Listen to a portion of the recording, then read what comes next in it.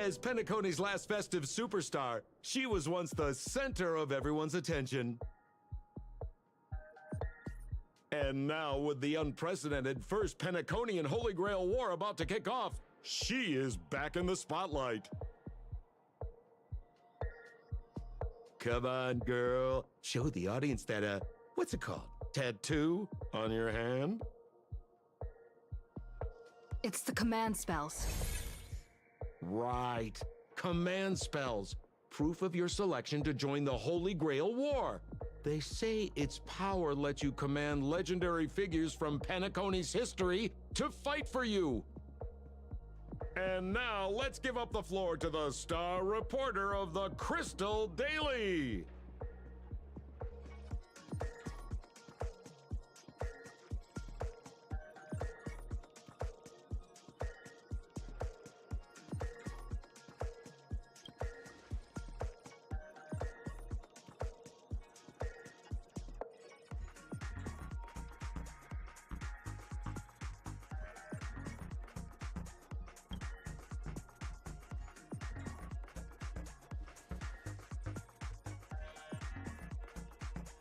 It's an ace up their sleeve, not mace.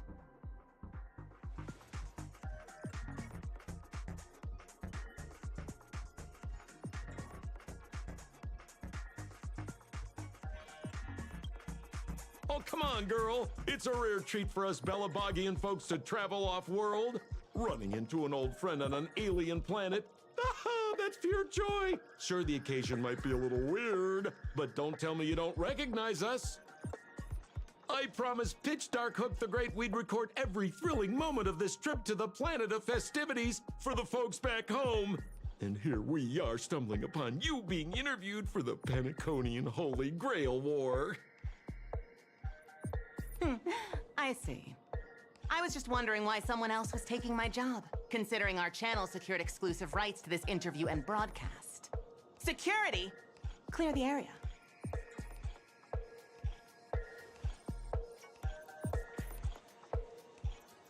Hey, even the money-loving Alfalfa family wouldn't charge such a cute kid a licensing fee, right? Miss, consider it charity. Let this kid finish her social studies project. I mean, what's the harm in that, hmm? Assistant! Get these two out of here!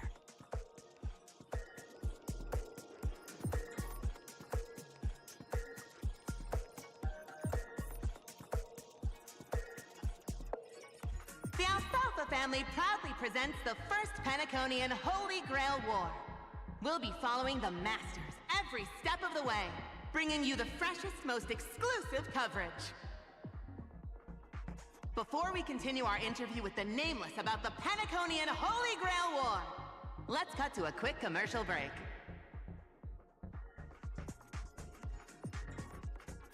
Ladies and gentlemen, I'm sure you've all heard the legend of the Holy Grail, haven't you? Across the vast cosmos, such tales abound. Seekers embarking on grueling journeys in pursuit of a miracle capable of turning their deepest desires into reality. Yet, only a rare few ever have the privilege of witnessing its existence firsthand. But today, I bring you all that very opportunity. I have brought the omnipotent wish-granting chalice, the Holy Grail, to Penacony. Of course, the right to make a wish is a privilege beyond measure. And like most competitions in life, if you want to claim your reward, you'll have to fight for it. The Holy Grail will summon heroic spirits, legendary figures from Penacony's rich history, and bring them back to life. And you, daring dream chasers, will become masters, commanding these servants in battle until only one survivor remains. Worried it sounds a bit violent? Afraid it might turn into another Tychean robo-ball competition with limbs flying and blood spattering everywhere? Fear not. Mark my words. In the sweet dream of Penacony, there is no such thing as death. Any violence you witness is nothing more than harmless spectacle. The only thing real is the prize of having your wish come true. After all, this is the planet of chasing dreams. Here in Penacony, anyone with a dream in their heart has a chance to make it a reality. Now, brought to you by the Alfalfa family and proudly sponsored by Soulglad, the high-stakes battlefield where dreams are on the line. The first ever Penaconian Holy Grail War. Let the games begin.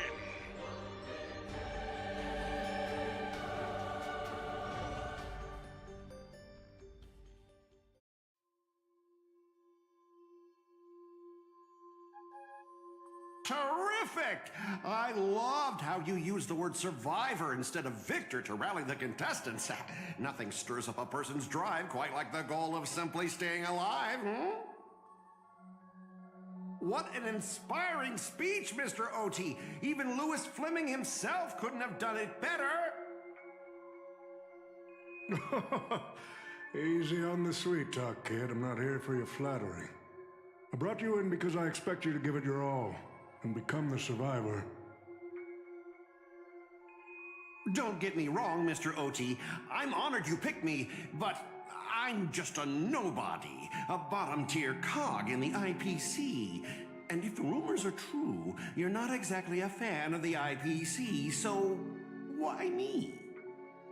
I sent invitations to Penacony's top shareholders and family heads, welcoming them to join this Holy Grail War. Some accepted. Others turned their noses up, dismissing my carefully orchestrated spectacle as just a marketing stunt. Seems like living in luxury has dulled the ambitions of the so-called elite. But underdogs like you're a whole different story. Now, remind me again, what wish would you make to the Grail? Me, Scott? I'm just a lowly grunt trying to climb to a P-45 corporate rank. What a delightfully mundane wish. You aren't even dreaming of rubbing shoulders with legends like Diamond or something. But compared to lofty nonsense like world peace, your dream is refreshingly grounded. So, the Holy Grail, can it really grant my wish? Of course it can. Kid, the command spell branded onto your hand is proof of your qualification. You've also summoned a servant and witnessed their power for yourself. Well, we are in a dream world where ice cream talks, wine bottles sing, and instruments play themselves. A grail that grants wishes and legendary figures resurrecting from history? Not so far-fetched here, I guess. But here's the bigger question. If the grail is real, why are you sharing it? Why turn this into a show?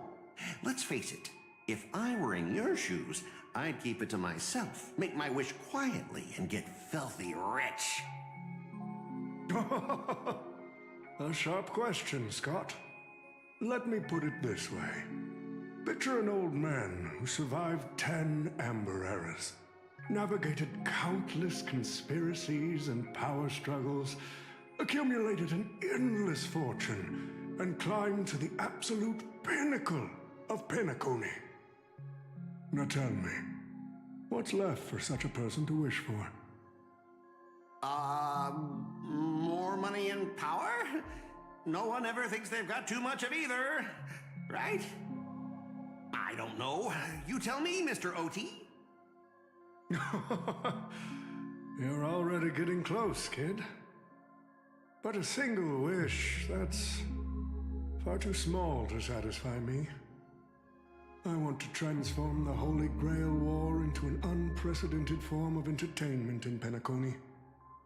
Imagine meeting historical legends, summoning them as servants to fight for you, and finally making your wildest dreams come true. This will be Penacony's next grand spectacle, standing alongside the Charmony Festival as a beacon for the universe's attention. Dreamers and wealth beyond measure will pour in, far more than ever before. And for the first ever Holy Grail War, what story could be more compelling than the wish of a nobody coming true? Understand now? Ah, I get it now. Don't worry, Mr. OT. I won't let you down. As a lone wolf, I've learned how to survive, no matter how desperate things are. But I'm not gonna lie, Mr. OT. Just now, during that broadcast, I saw someone who's dragged me down to rock bottom more times than I can count. Funny how fate works. She's here on this battlefield, too. Let me guess. You mean that nameless from the Astral Express? A real showboat and a tough competitor, I'd say. Oh, yeah, in terms of pure strength, the old me couldn't compete with that monster and her crew. But the person I am today, I'm not the same man I was back then. As a master, survival hinges on using your summoned heroic spirits, your servants, wisely, and utilizing their noble phantasms. Isn't that correct, Mr. Rekka? While the Holy Grail War is ongoing, please address me as Greedy, producer. Actually, during this war, he should call you by the code name Assassin. You're right. In the current Penacony, the name Greedy carries no weight. Best not to bring it up. You got a chance at a second life. It's best to let go of fragile pride, old friend. Names tie you to your past. They also expose your weaknesses. A wise competitor hides their true self from the opposition. Listen up. I had to offer him film credits and the chance to experience a heroic spirit's memories just to convince that director to act as your vessel. You've always dreamed of creating a masterpiece that would shake the world and cement your name in history, haven't you? On that point, you and Mr. Rekka share the same goal. Don't waste the opportunity I've created for you. Go, record the stories of the participants in this Holy Grail War, and help this ambitious young man by your side fulfill his wish. Following my master's command, my noble phantasm has already been trained on those you invited. I can show their movements to you both in real time. Well done, Assassin! With an ability like this, we're sure to stay ahead of the competition. The participants who have accepted the invitation and plan to join the Holy Grail War are already under my noble phantasm's watch. So, producer, which one do you want to check out first? Producer, time's ticking. Let's hurry and check out the other participants.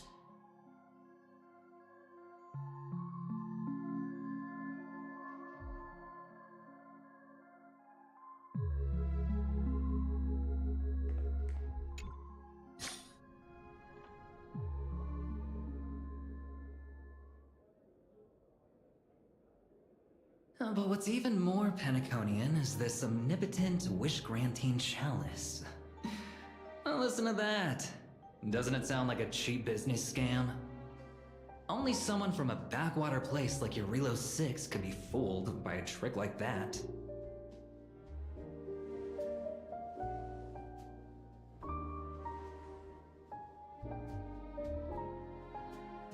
Madam Jade, Now don't tell me you're actually trying to figure out what kind of game this old man is playing.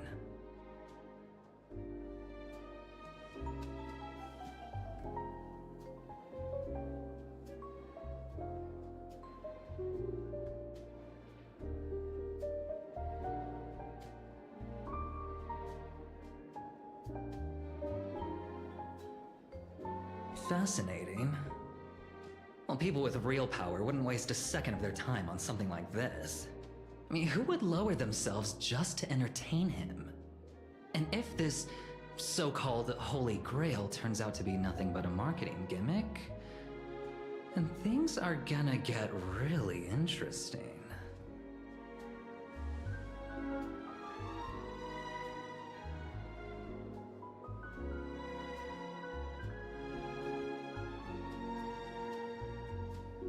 So, you believe this omnipotent wish-granting chalice might actually be real?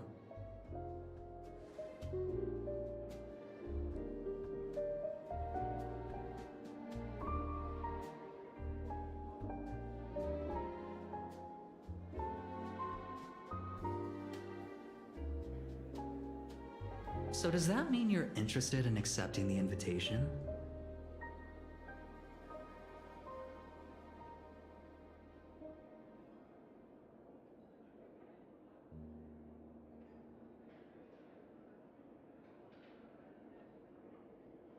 On placing your hopes and dreams on some unknown holy grail.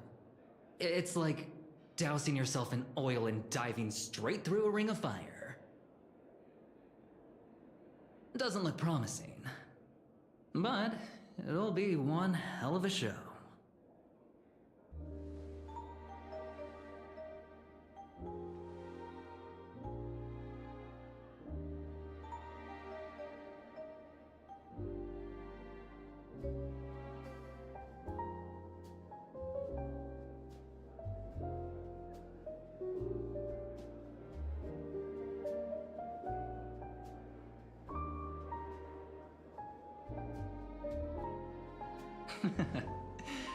I knew it. Paniconi and I just can't seem to stay apart. But I have to say, the way they mark the participants, not exactly pleasant.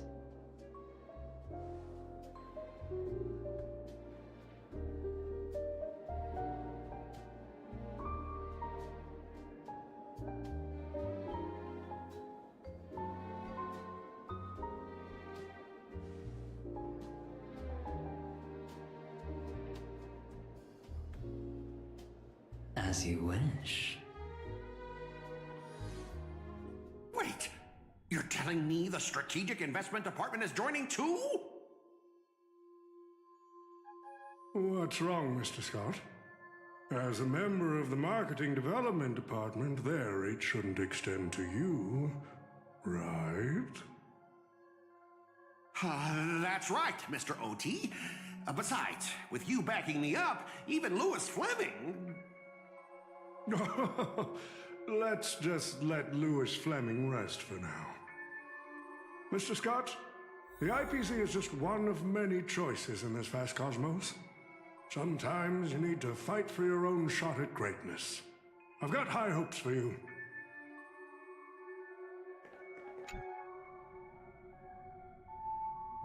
Mr. Pom-Pom, it's been a while. Now that's forking hilarious. Girl, I know my identity's a little touchy, but here in Dreamflux Reef, just call me by my name, all right? It sure has been a while since we last saw each other. Not since that monkey raise hell here. How'd your agent even let a big-time star like you put on a street performance like this? A true singer doesn't only perform for the ones who can afford front row seats. Like you, Mr. Boothill. Your appearance here means something big's about to go down again in Dreamflux Reef, doesn't it? Hey now, don't go making me sound like some kind of walking disaster siren. You've heard of the Holy Grail War, right? The ads are everywhere. Nobody in Penacony could have missed it. Wait, are you telling me you're joining the Holy Grail War? Oh, why do you sound so shocked? Am I not supposed to? That's not what I meant. Or maybe that is what I meant.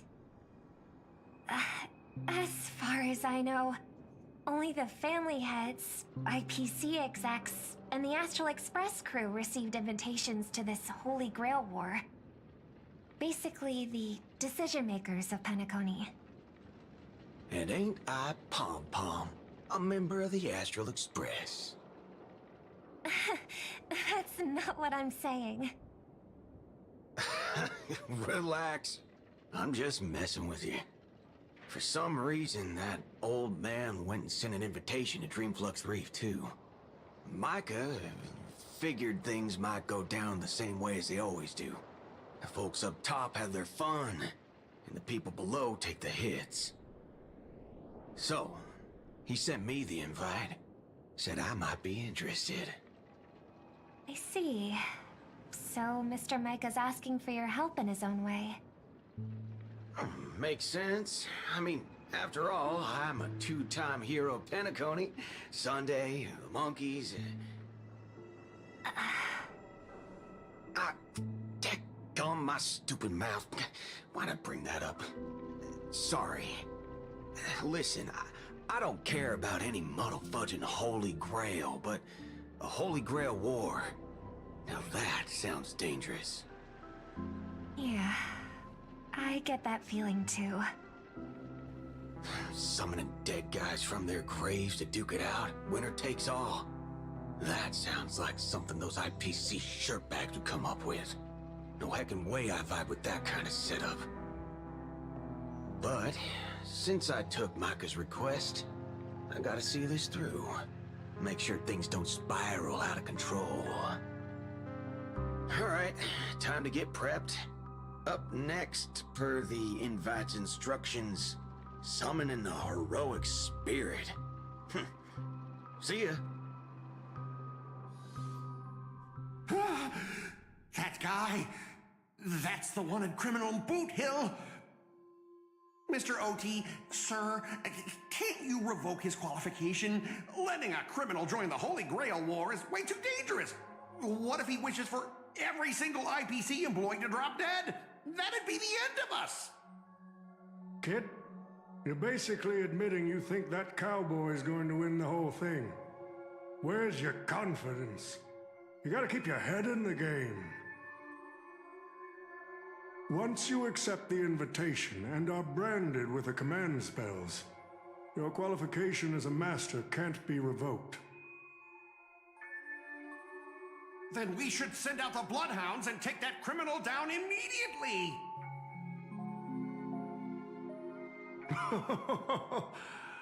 But Mr. Boothill wasn't wrong, was he? He saved Penacony twice before. If we jump the gun and hunt him down now, that wouldn't be very tactful. Why are you so scared of this guy, Scott?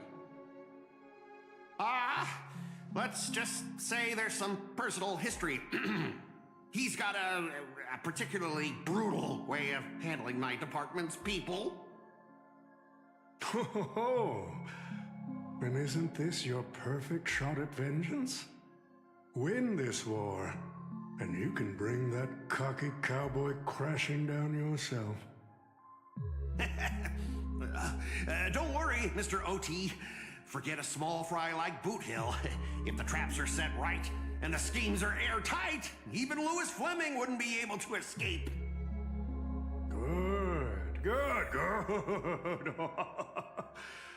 That ruthless streak of yours reminds me of my younger days. Who the heck keeps tossing garbage around? The next passenger Pom-Pom catches littering is going to have to write down the train's sanitation rules 100 times! Huh? The first Penaconian Holy Grail War? Inviting the Astral Express to join? Sounds like the kind of spectacle that might interest you. Seems like she's not around. Maybe I should pass this to March and Don Hung instead. Wait, why is there graffiti on Pom Pom's hand? It won't come off! Who's behind this prank? The world's turned upside down. Even the animals on the Astral Express can enter this tournament. Mr. Odie, should I take care of this first? No need. Letting a contestant like them compete just makes things even more interesting.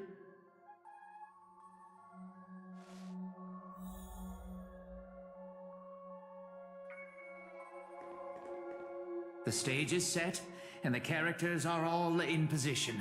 But, Master, for you and me, this Holy Grail War comes with a few complications. Yeah, the competition this time is no joke. No, what I mean is, if you look at the backstories of the participants, they generally fall into 3 categories. Those who are in direct competition with your department, those who have a personal grudge against your department, and those who see you as their sworn enemy. In other words, from a narrative standpoint, every single participant we've identified so far is likely to target you first. It's us. You call that a complication? Like I didn't already know everyone here has a bone to pick with me? A little personal wisdom. Not everyone is your enemy, kid. Learn to separate conflict of interest from personal vendetta. And the key difference? The first one can be negotiated. The second? Not so much. So, if I were you... You'd deal with the personal vendettas first. Much appreciated, Mr. OT. I'll keep that in mind. What a poetic twist. Old rivals, now destined to settle the score on the Holy Grail War's stage. Lucky for me, I drew the best possible card. Assassin. With your noble phantasm, we should have the upper hand. That said, knowing your opponent's next move isn't enough. It's like having a script but never actually shooting the film. Let me remind you, Master, your least favorite Nameless is preparing the ritual to summon a servant right now. Nameless, I gotta take care of you first. Can't have any loose ends hanging around. Next up is the moment we've all been waiting for. The Nameless will step into the summoning circle, chant the spell, and summon one of the greatest souls in Penaconian history. Who will it be? The legendary Dreamweaver Glocks? Or perhaps the first Bloodhound? Let's find out! The stage is set. Now step into the summoning circle and begin the ritual.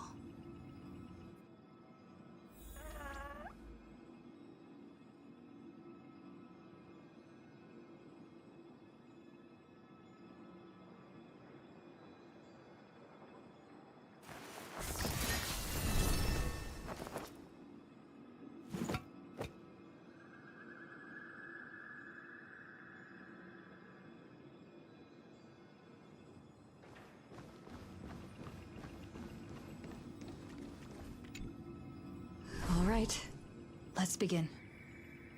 Heed my words. My will creates your body, and your sword creates my destiny. If you heed the Express's whistle and obey the crispy, crumbly pom-pom pie, then answer!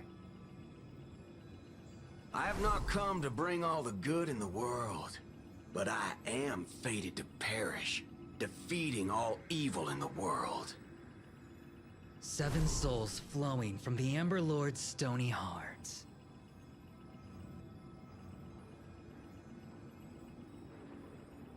Come forth from the circle of binding. guardian of the scales!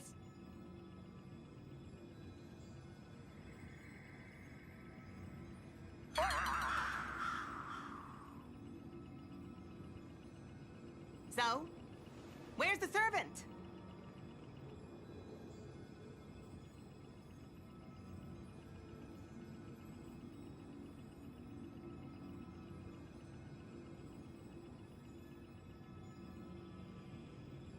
Where's my servant?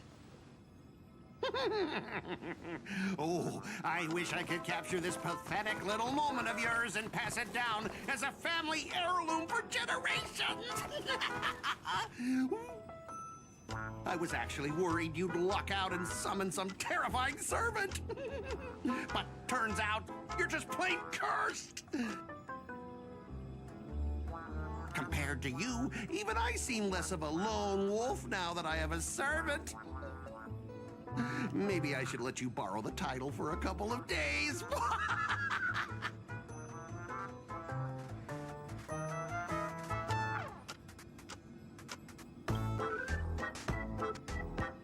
Tell me, are you my servant? What? Obviously not! I'm your opponent, fool! Do you seriously not recognize me? Let's not waste time. Your summoning ritual just flopped. This is the perfect moment to serve you every ounce of humiliation you once dealt me, with interest. But hey, I'm a fair guy. Since you failed to summon a servant, I won't use mine to beat you either. Boys, go get 'em!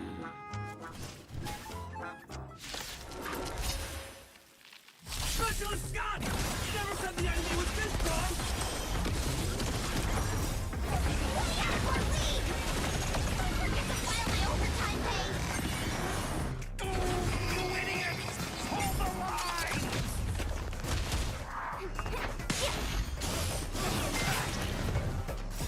Friends? Indulge yourselves!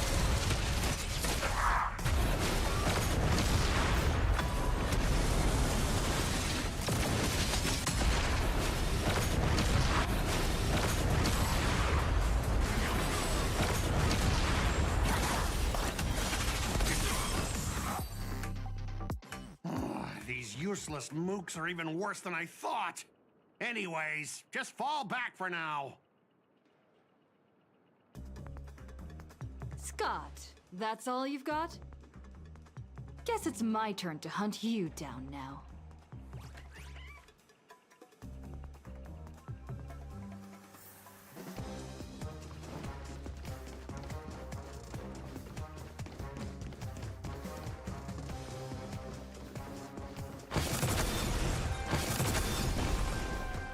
You really had the guts to chase me down, huh?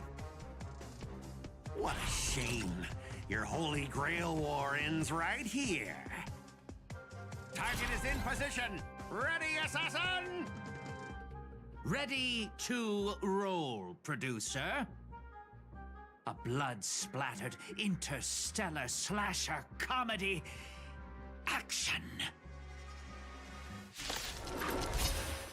What are these things? Just some disposable extras. Nothing special. Watch your mouth. You're very valuable to me.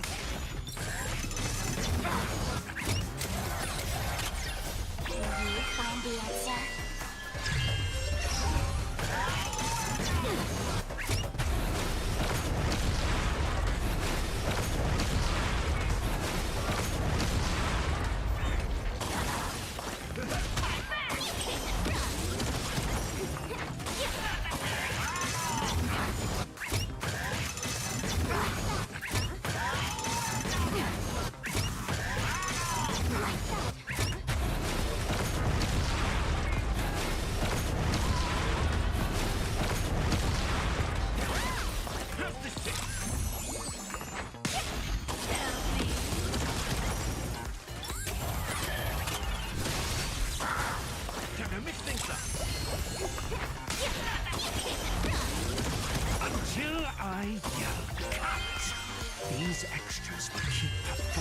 forever! If I can't kill you, I'll explode you!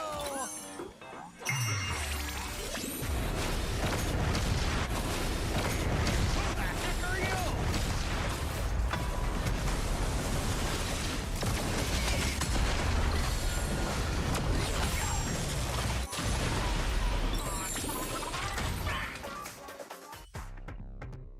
That spear! What just happened? It wiped the field!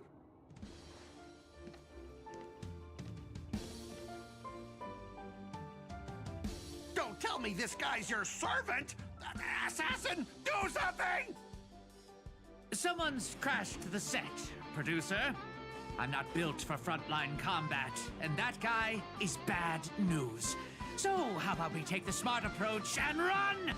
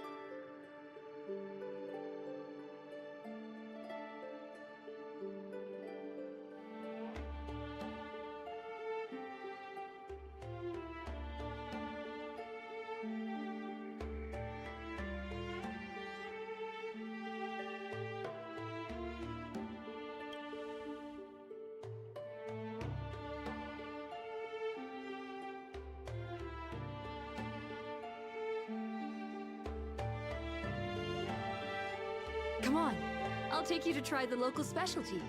Halovian winged burgers. No way your world has that.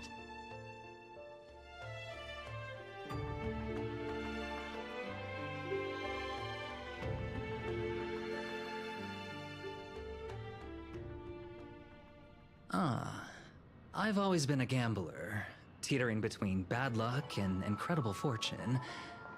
But even for me, this draw of the cards is a bit... Still, I have to say, I kinda like your servant. A partner who plays by the rules and knows his boundaries. I'd take that over you schemers any day. At least he's trustworthy. Oh, no doubt he's an incredible servant, but... who exactly are you in Penaconian history?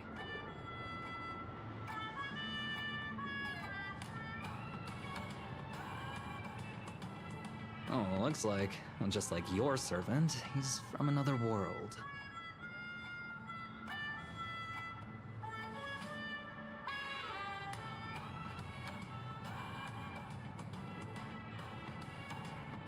Oh, forking hell.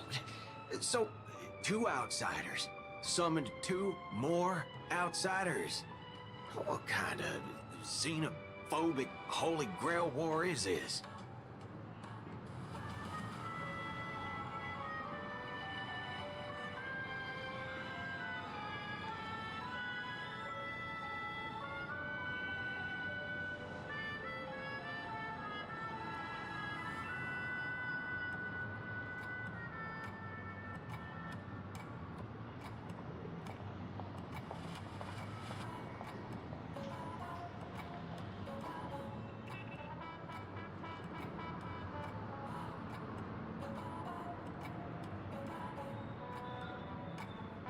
Man, all I asked you to do was a little recon. How'd you end up looking this beat?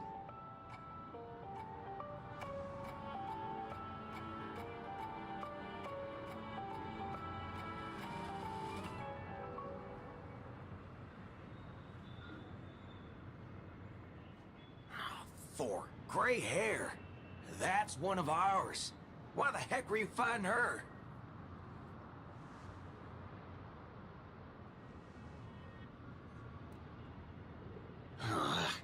Guess we'll have to clear up that little misunderstanding when we meet. Huh? You said her heroic spirit is like you guys.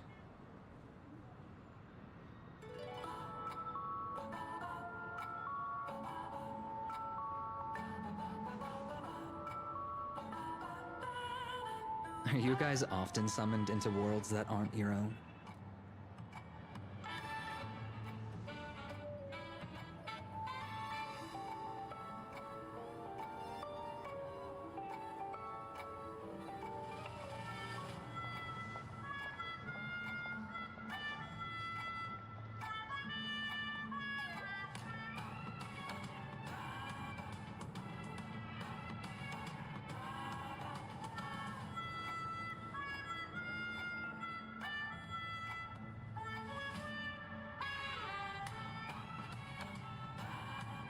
Okay, what do you mean by a wrong Holy Grail War?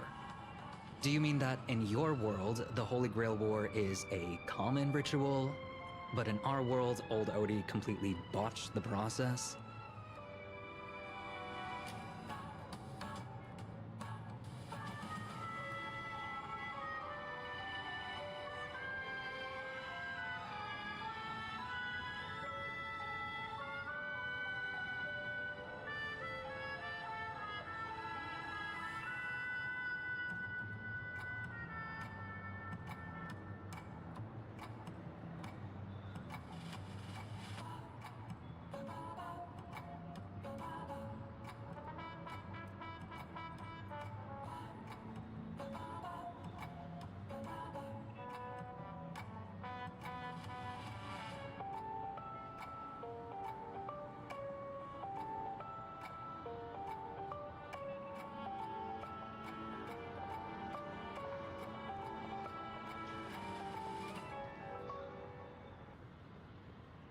Well, that makes things simple.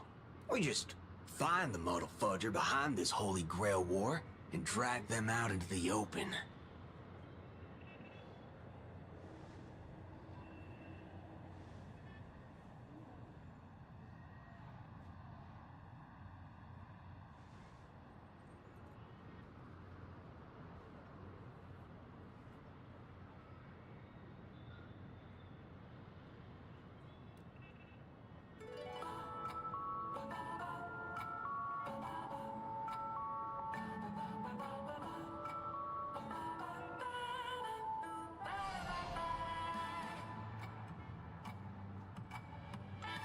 She's texting me now. What the fork? These lines. Did she just get possessed by the Night of Beauty? Whatever. Not the first time she's acted like this. What? Already hitting you up for revenge? Nah, she wants us to meet at Clock Studios theme park. Says she wants to talk about an alliance.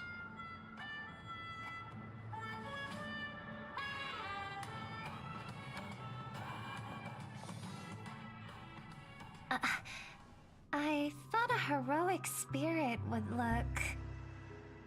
I don't know... more special? This isn't quite my true form, but I'm afraid this is the only way I can appear before you. Summon at your request. I am... Castor. I would of course prefer to be honest with you, but every time I try to say my own true name, it turns into this. Dissonance? But that's your name. It was. But it's been trademarked, copyrighted, owned by someone else. I'm sorry, Master. Just call me Robin. I'm not used to being called anything else. Miss Robin. I'm sorry if this isn't what you were hoping for. I'm just a faded star from the age of dreaming. A piece of dead skin in an industry that sheds its past without a second thought. I was brilliant. Once. Who was I?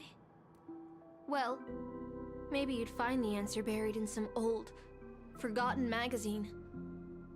They used to call me the Eternal Silver Screen Beauty. The golden note of Shipei's legacy. I've had even more names.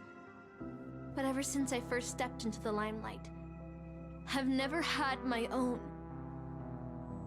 Not even in death. Not even now. When I've been dragged from the grave to perform on this new world's old stage. Every time I even try to speak my name, it gets drowned out by that cursed dissonance. But it's my name. My name. Mine.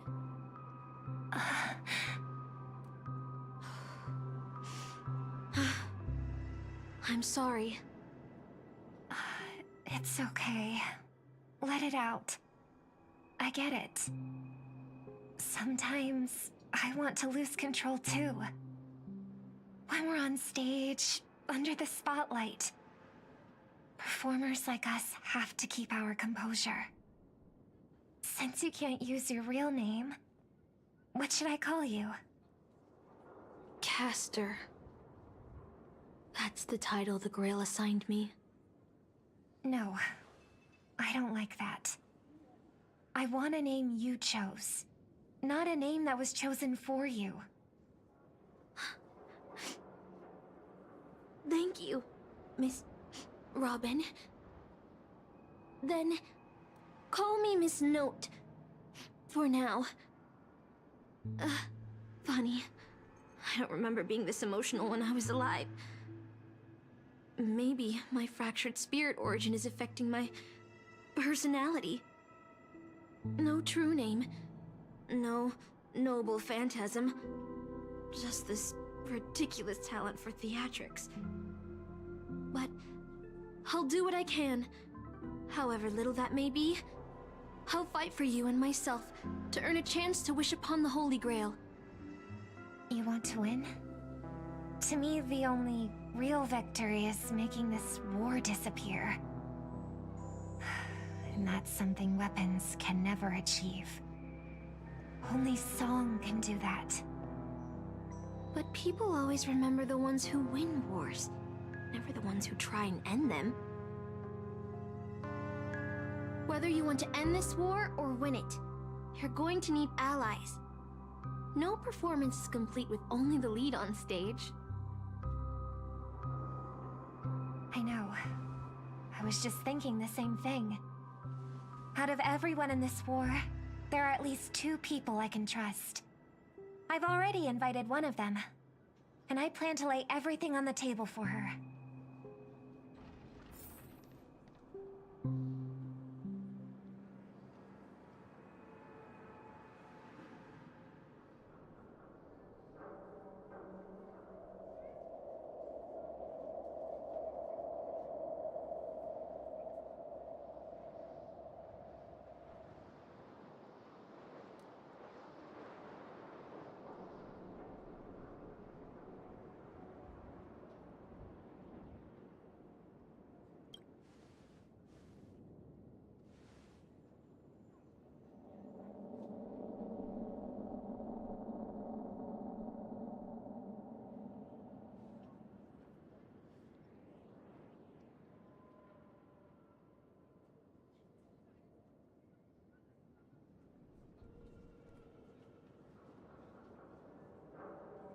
All right, enough about that. Let's find something to eat. Listening to your stomach rumble is making me hungry too.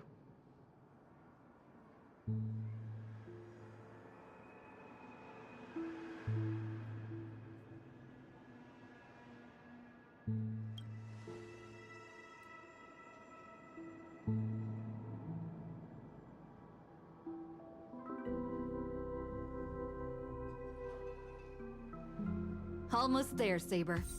Up ahead is the Dreamscape fast food restaurant.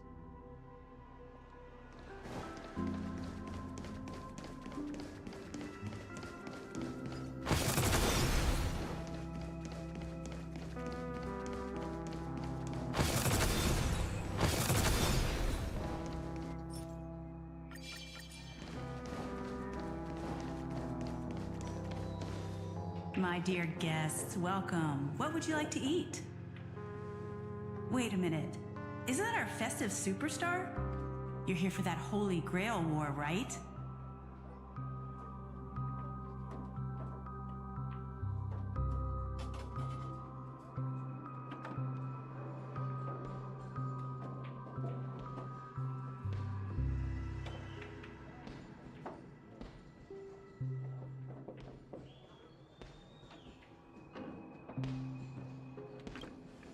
Oh, please. This is Dreamflux Reef, and news spreads like wildfire in this place. And this must be the heroic spirit you summoned, huh? Dare I ask, miss, which famous person from Penaconian history do you represent?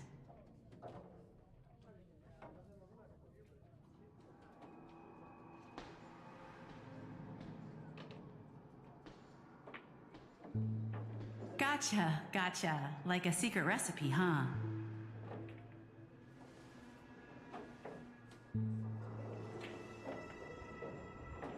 If this is your first time in Dreamflux Reef, I highly recommend the Halovian Winged Burger. It's a burger you won't find anywhere else. Our store only uses pure organic ingredients sourced from the Memory Zones farms. The soil they're cultivated in is free of harmful emotions.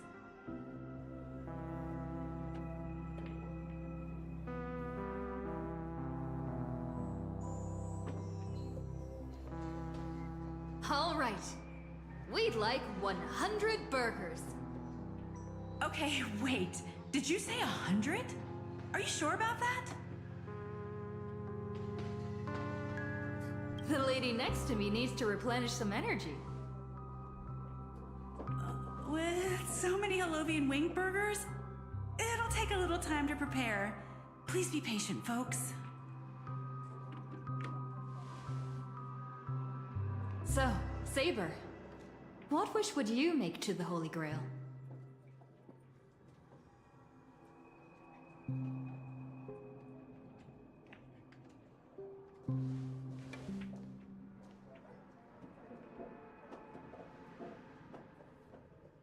Two Halovian wing burgers, 2 bottles of Sousa juice. Miss Note, is that okay? Of course. But I'm afraid this isn't exactly a quiet spot to dine. We have a rather noticeable servant in front of us.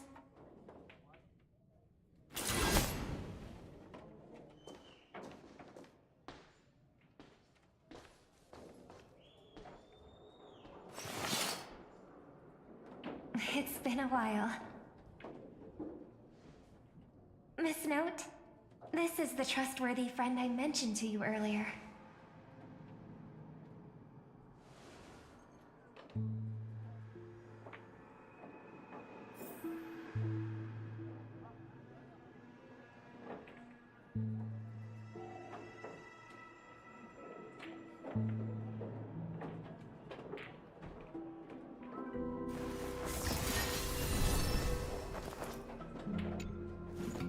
Excuse me. Could you please put their meals on my tab as well? Also, make sure we have a quiet dining experience. No interruptions from the other guests.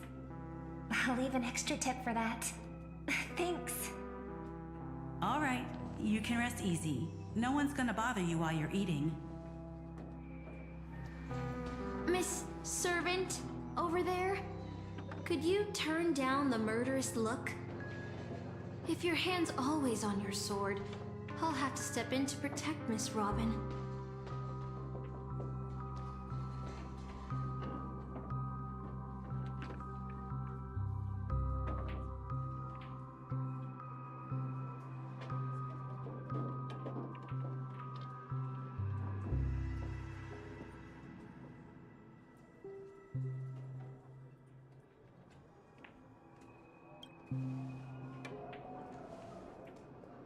Sorry to interrupt, dear guest, but if you're gonna fight, maybe you should eat first. Your Harlovian wing burgers are ready. So, let's eat first? Agreed. You two ordered all of this?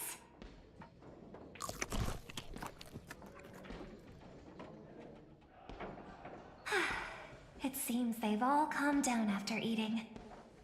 The dinner table really is the best place for diplomacy.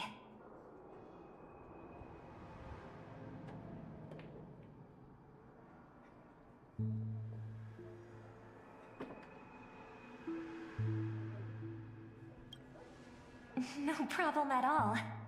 I love seeing people smile after they're full. But your servant's appetite is truly impressive. Miss Saber, I don't remember anyone like you in the history of Penacony.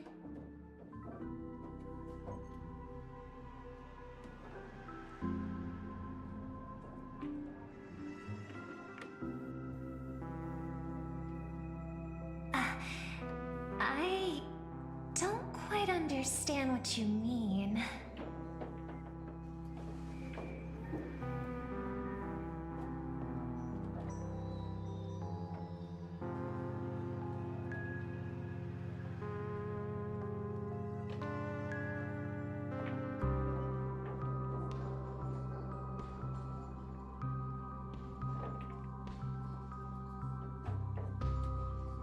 Forgive me for asking such a naive question, but what exactly are you heroic spirits? Are you truly the souls of historical figures who have passed?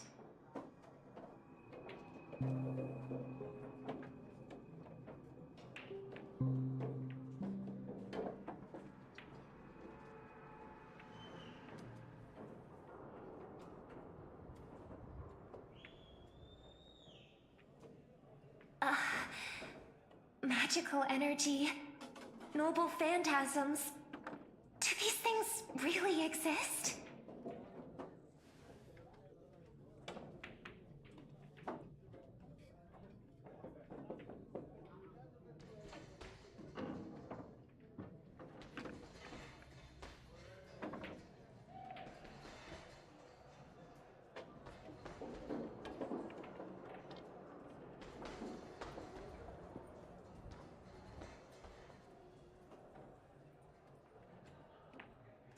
In life, I wasn't anyone special, so I'm quite surprised to have been summoned as a heroic spirit. I don't have the sense of security that Miss Saber has, nor have I even retained my true name. I honestly don't know what a servant as weak as I am can do for my master. Miss Note.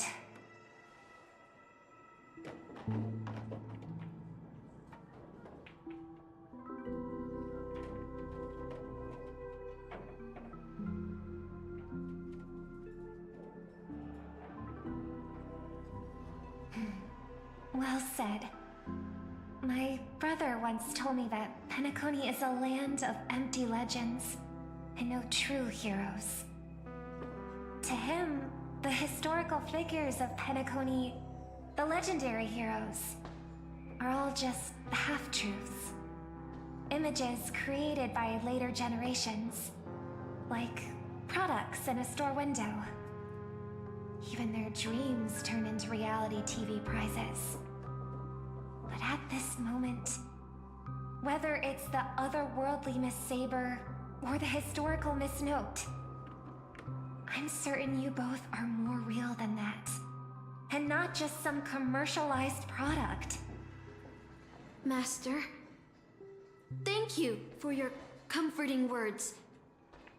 But in my current state, with my true name sealed, and not to mention being an enemy of that saber, I fear it would be difficult to protect you in front of other opponents, let alone help you achieve your dreams. I'm the last remaining head of the Oak family, a Chord Master of Harmony. I'm not as fragile as you think. And as of now, I no longer have a wish to entrust to the Holy Grail. Master, what exactly are you saying? If you no longer have a wish to entrust to the Holy Grail, why did you accept the command spell, step into the summoning circle, and call me here? I joined this game, held by old Odie, with mixed feelings. Because at first, I did have a vague idea in mind. My brother once summoned a higher power to intervene here for his own wishes, hoping to turn Penacony into a utopia in dormancy.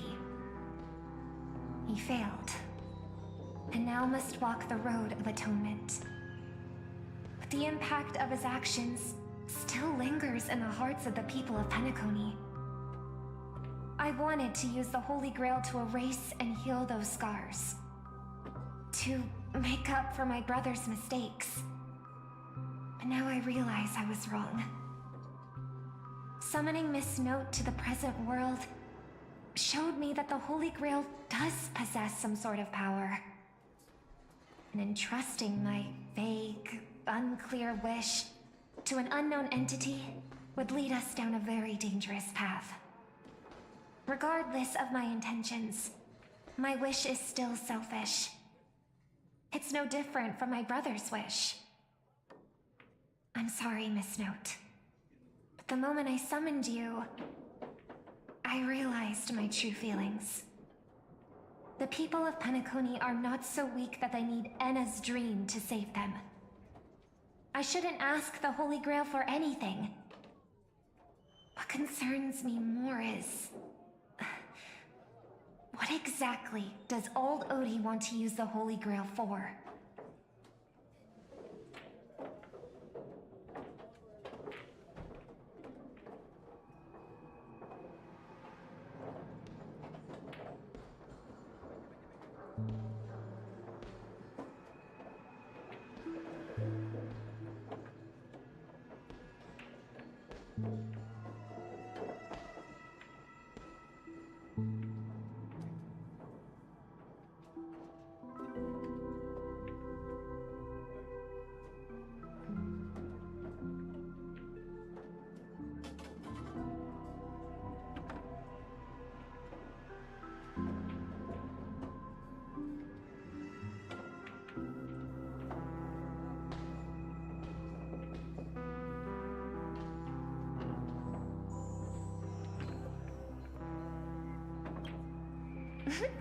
That's right. Exactly. From what I know of old Odie, he won't stop this game no matter what. So I want to form an alliance with as many participants as possible. Until we clearly understand the true nature of this Holy Grail war and the power of the Grail, we shouldn't make any wishes too hastily. You're a worthy successor of the Oak family, Master. But I think your plan for alliances is a bit idealistic. Each participant and their servant have their own desires. And until the final winner is decided, no one can guarantee that your trusted friend and her saber won't turn their blades on us.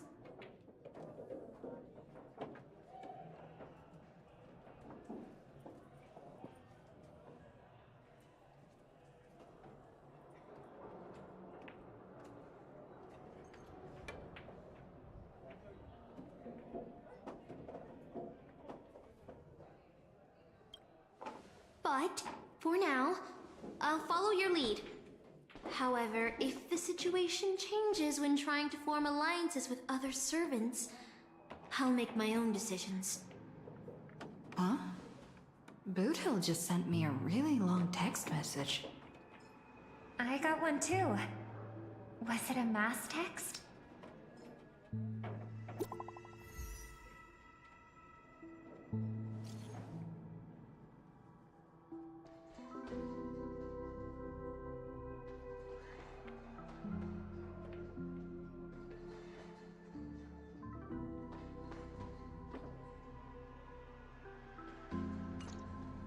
Is this a text from Mr. Boothill?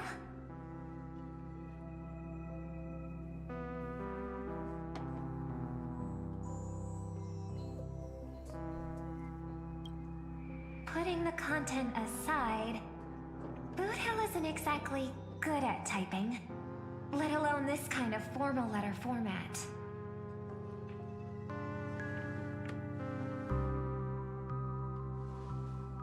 See? Peace is just the interlude in a war. That Boothill. He's probably already been taken down. No, he's a seasoned warrior. There's no way he's out this early. But someone must have gotten their hands on his phone and is using his identity to lure us to Clock Studios theme park.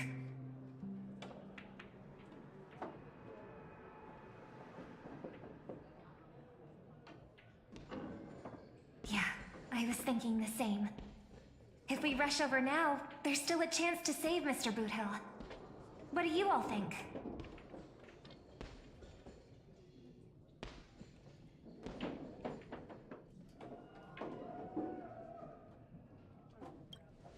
I believe he'll make it out safely too. Either way, this is a good opportunity to ally with him and stop the fighting.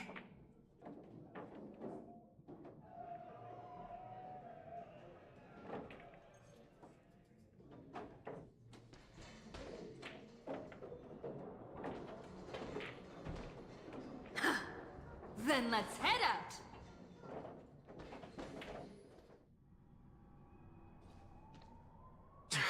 Aren't we supposed to meet up here? Where did they go? Something's off. Maybe someone got the jump on them and took her and her servant out before we got here.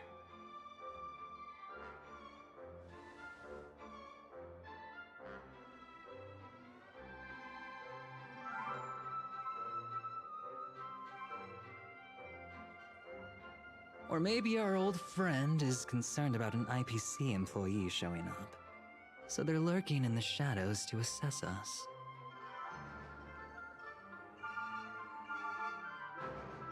Well, past enemies can still become present-day allies.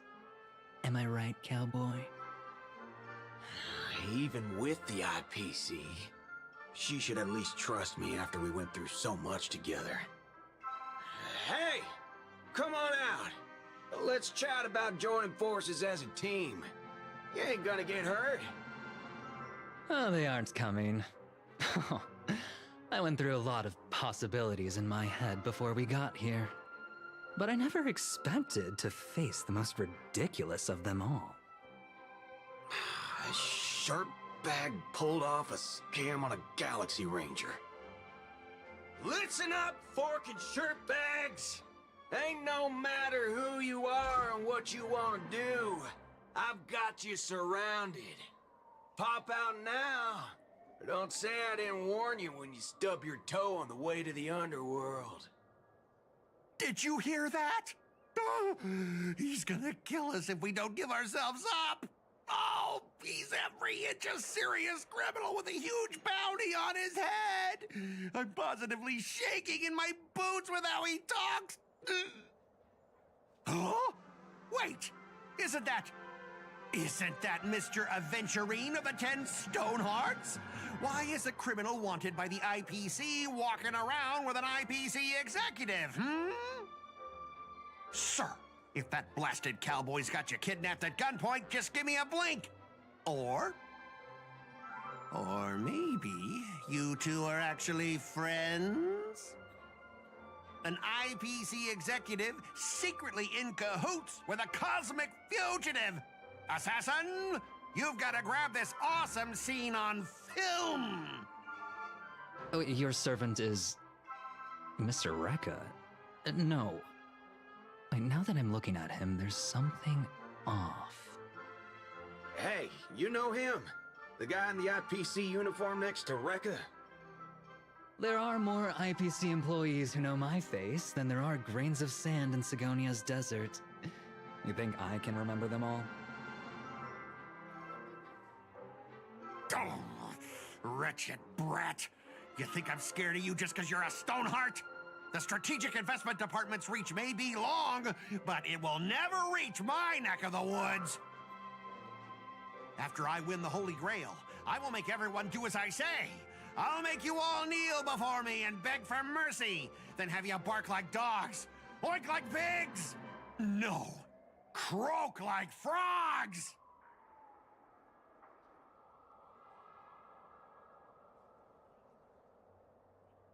So old Odie even sent invitations to your department? But I thought you folks barely stationed anyone at Penacony. Unless your name is... Huh? Oh, have you actually heard of me? Never mind. There's no way I'd ever remember the name of some nobody. Ha! You high and mighty executives have never treated us basic workers as people! You would send me to a primitive post like the Cienjo with one word and switch me over to Penacony with the next! I thought Penacony might be a juicy gig. But all I've done every day is talk business to a bunch of papashi! It's making my neck crank even worse!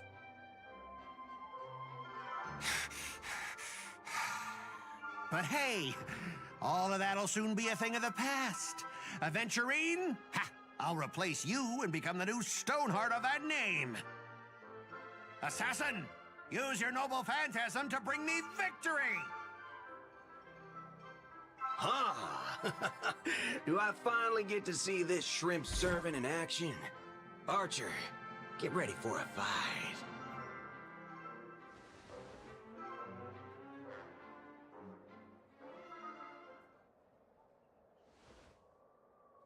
The filming has begun, actors. Take your positions. Let the camera roll. Let the film spin. And let us return to the silent horror picture show. Ready? Action!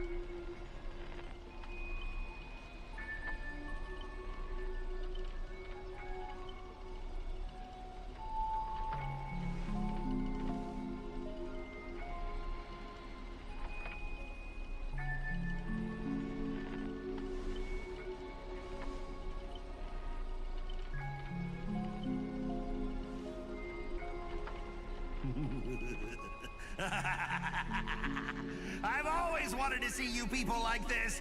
A bunch of idiots subjected to my every whim.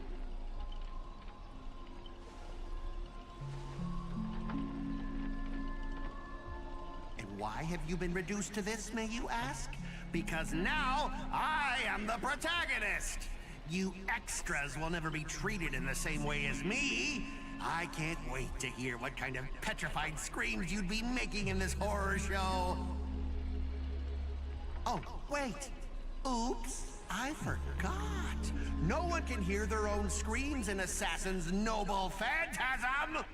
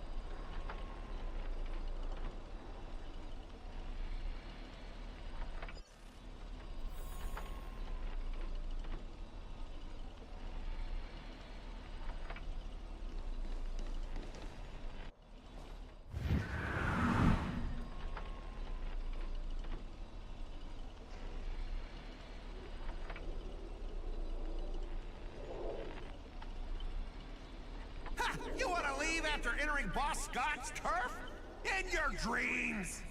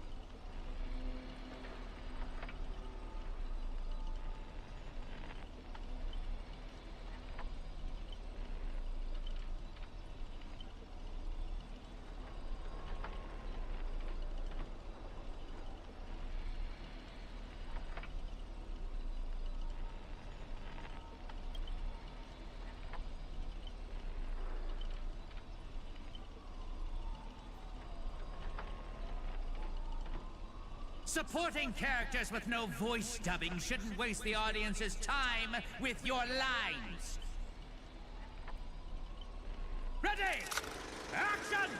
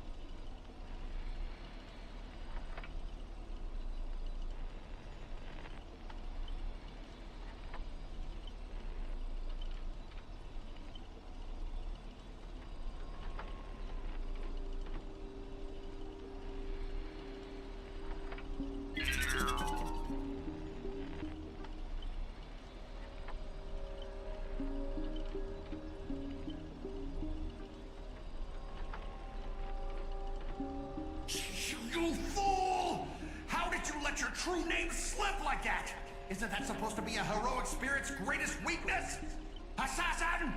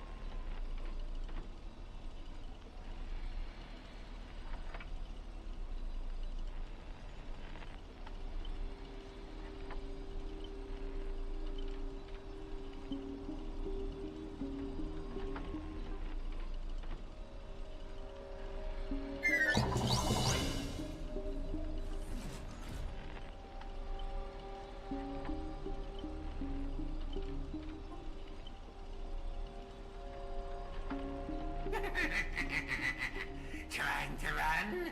Did I, the protagonist, ever give you permission to run?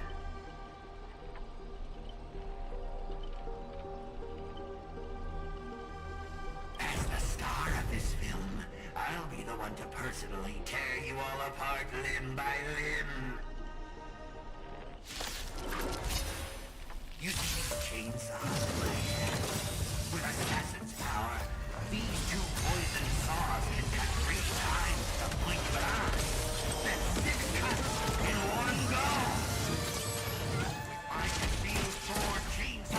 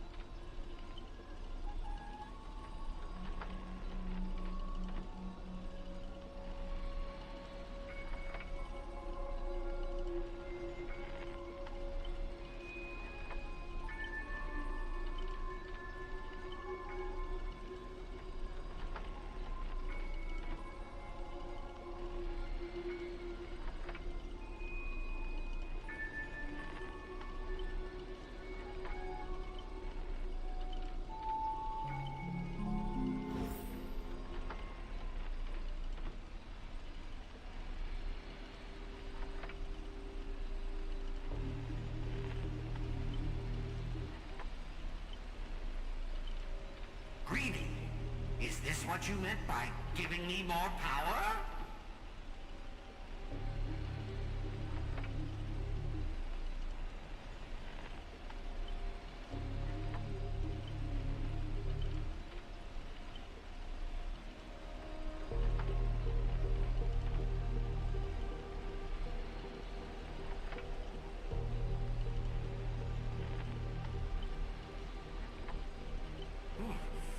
I'm all fired up! Now, I will take back everything you took from me! You shall pay tenfold! No, 1,000-fold!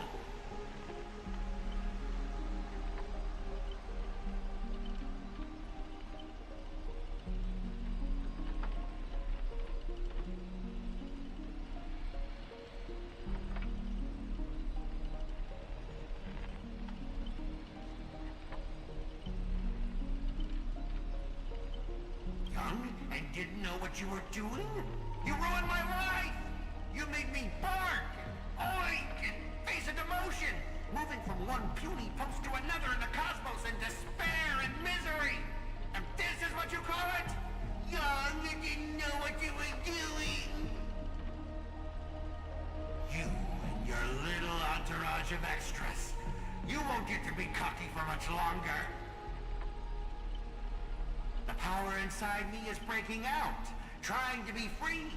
1 Scot, 2 Scots, 3 Scots. My scalp is scratchy.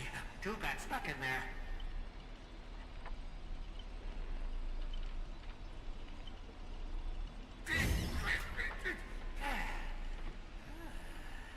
Fear me, mortals, for I am everywhere. In your dreams, in your shadows, right behind your back! Now I, the Lord of the Wolf Pack, the 1,000-faced Scot, will devour all!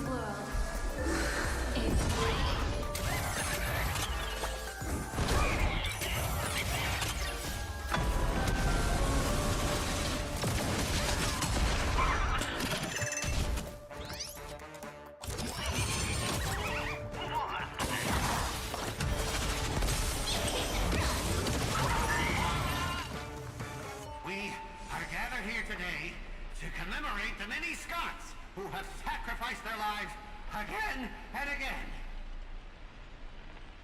But if those deadweights weren't dragging me down, I'd have won ages ago. The true lone wolf walks alone. Only weak rabble sticks together. Coward! You've been hiding at the back all this time. Even my eyelashes did more work than you.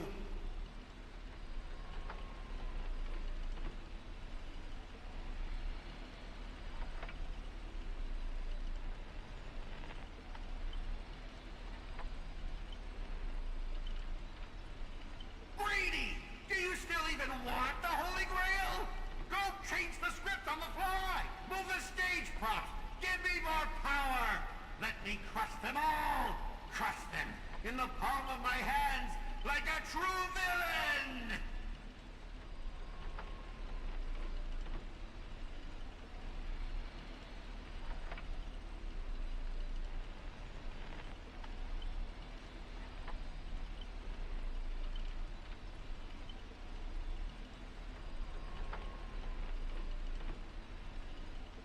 Greedy! Are you trying to betray me? Don't forget, I am your master! With my command spell, you'll have to... Ribbit!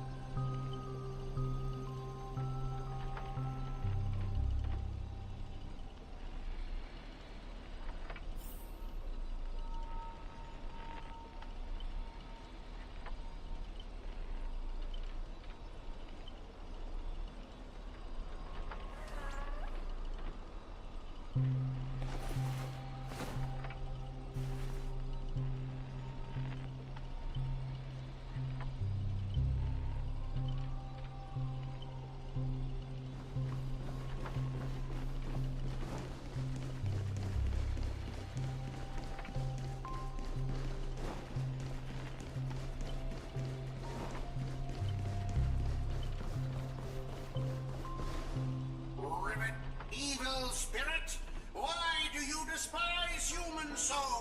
Is there not a single ounce of love or compassion in your heart, Ribbit?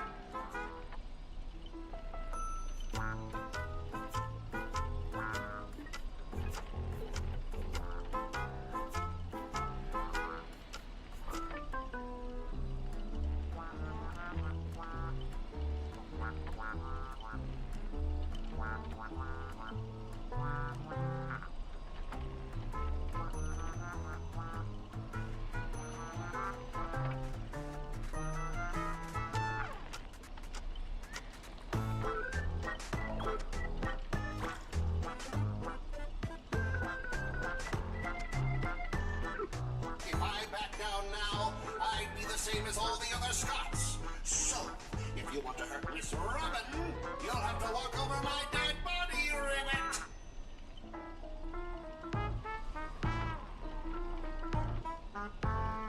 Old foe, you've arrived just in time. Help me! Together we can crush this blasted evil spirit! Doesn't matter if you want to punish me later or demand an explanation. As long as Miss Robin is safe, you can do whatever you want with me, Ribbit.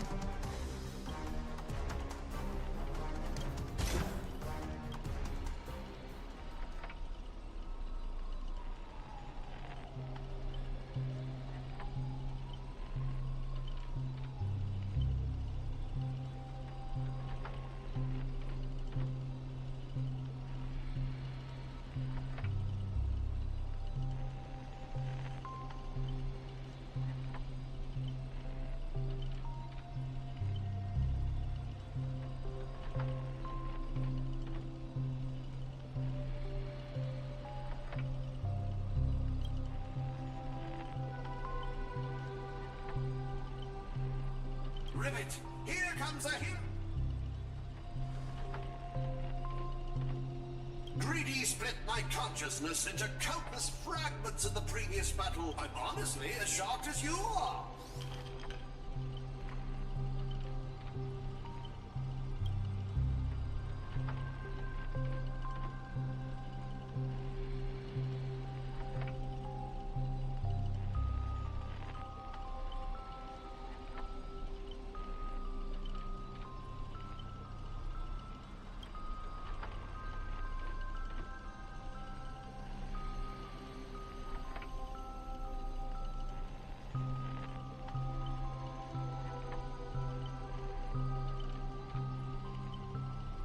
Then, I thought, what if this is all part of Scott's plan? What if the evil side of him is lying in wait within me, ready to spring to action at any moment?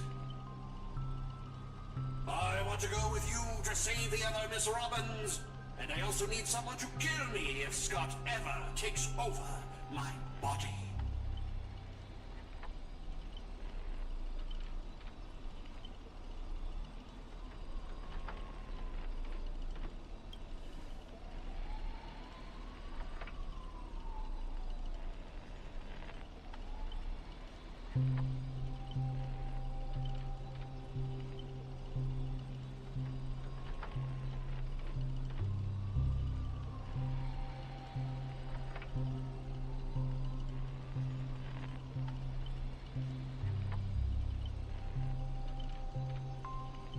To honor the trust placed in me, I will never bend to evil, Ribbit.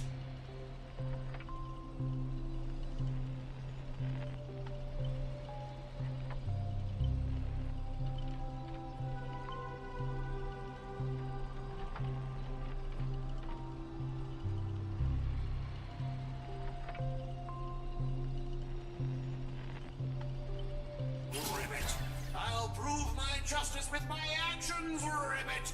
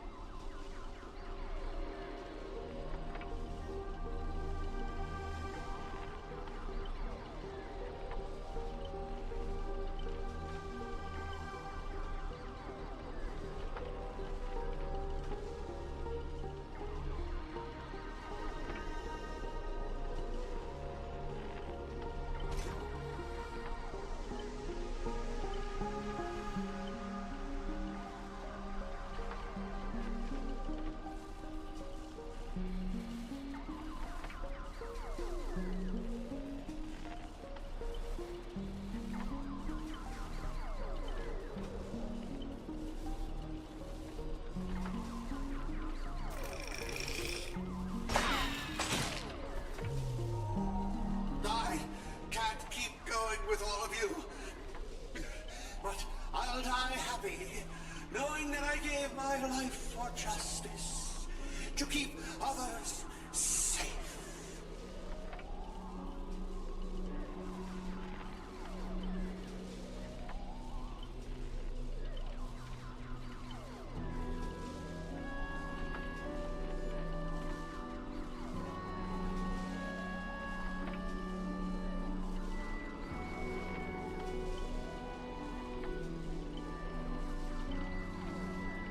Tell Rakshmi, the night we broke up, I lied to her. There's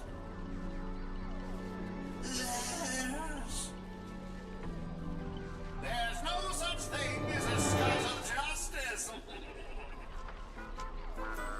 That justice is a part of the name. It doesn't mean anything. What do you think?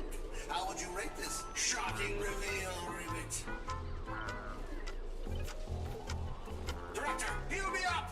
I worked so hard to lead them into the trap, and now you're shooting me in the butt!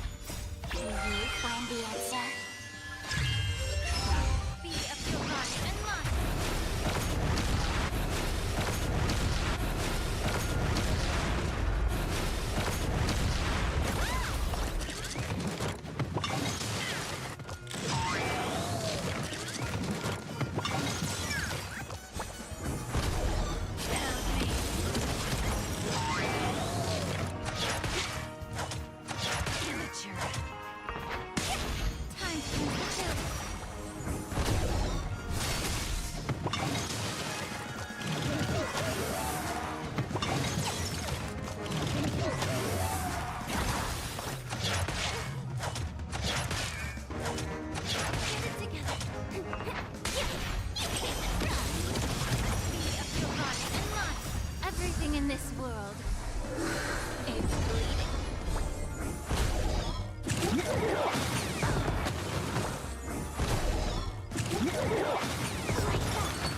Can you find the answer? Within a blink, lives become reality! Tell me.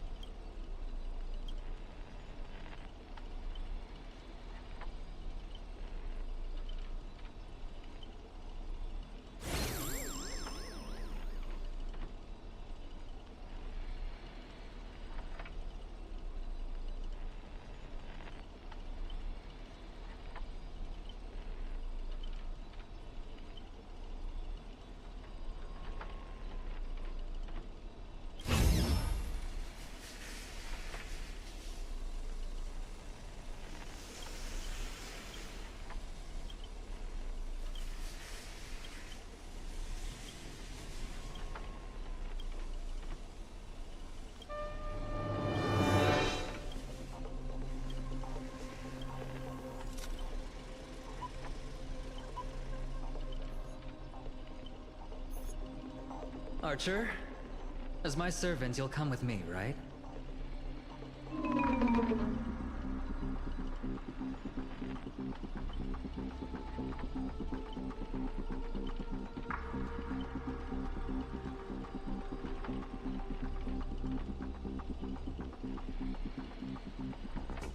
Oh, what's wrong with being a little underhanded if we can win?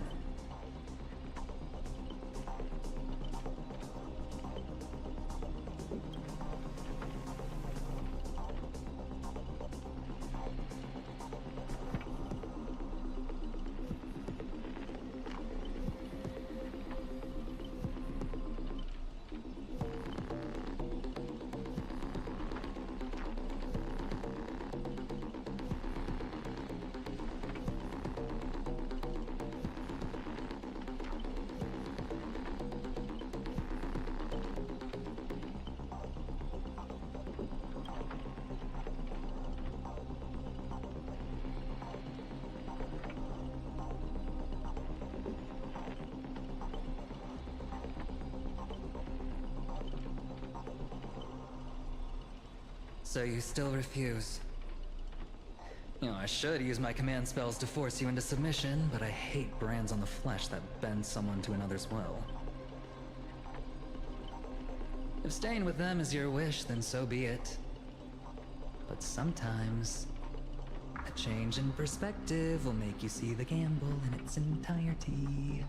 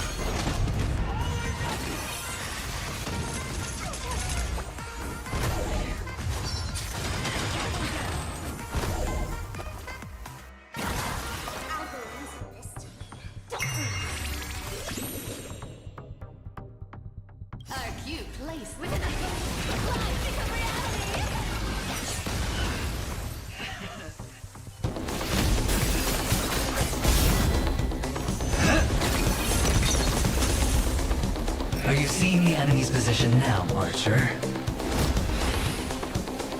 Now it's time to put an end to this!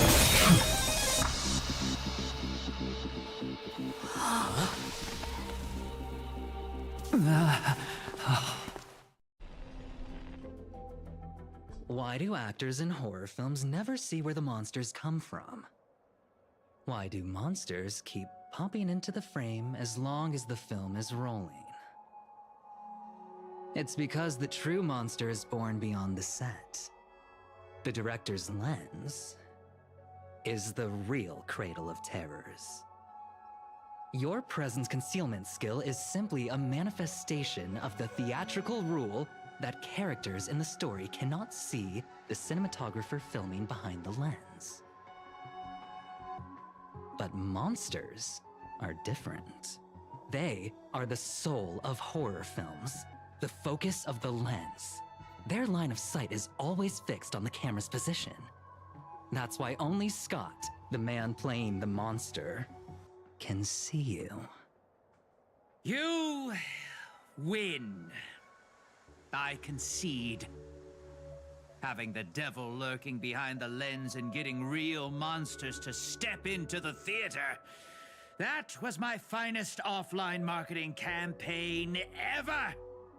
Who'd have thought that someone could still see through my tricks hundreds of years in the future? How did you do it, friend? Did I never mention it to you? Well, I am your fan, Mr. Greedy.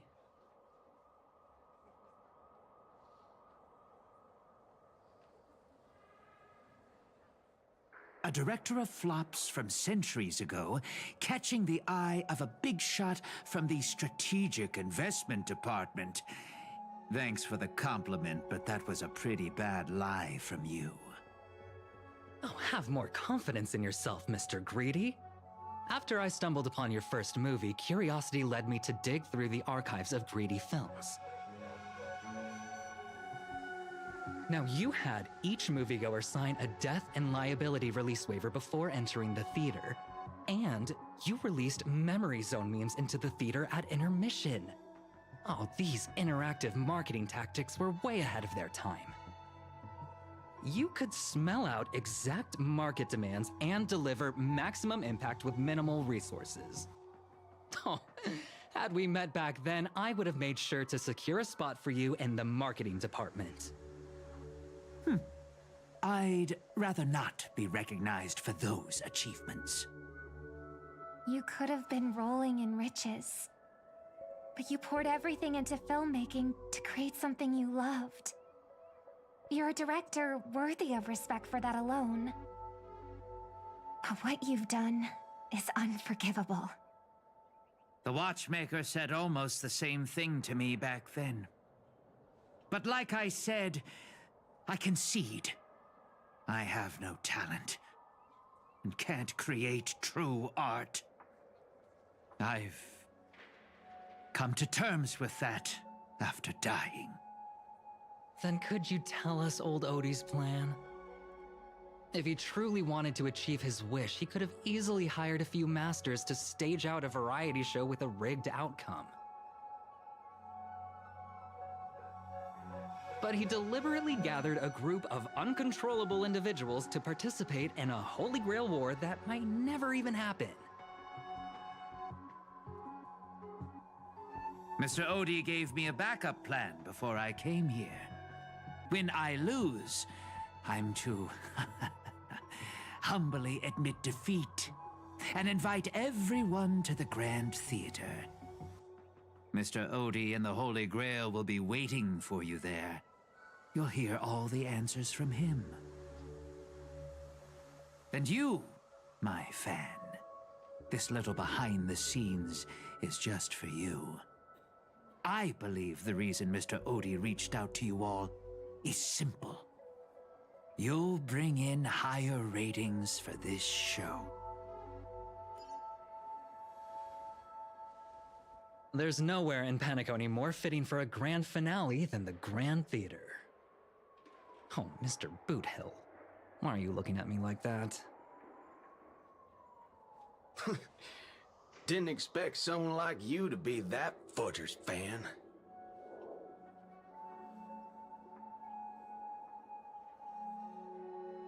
Instead of calling me Master, a word that brings back dead class structures, I prefer you address me as Mr. Aventurine. See, Red Guy? Those business crooks are all the same. They take everything you throw at them, and insulting them's like punching a cotton fluff ball. Ain't no fun at all.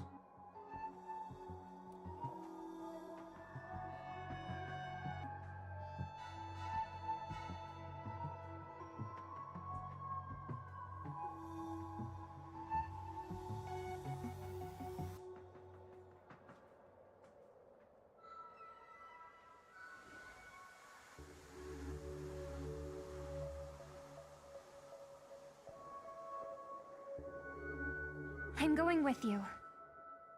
It doesn't matter whether Miss Node is now friend or foe. I will bring her back.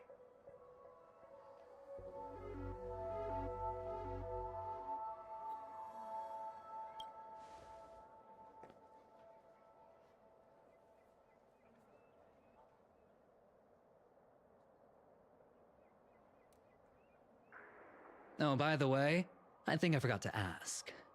Mr. Boothill, do you know which department Scott's from?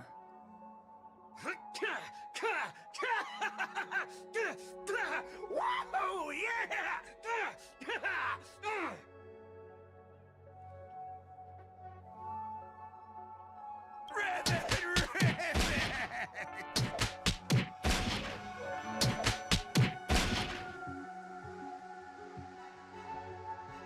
Whew. Now, that's more like it. Let's move out.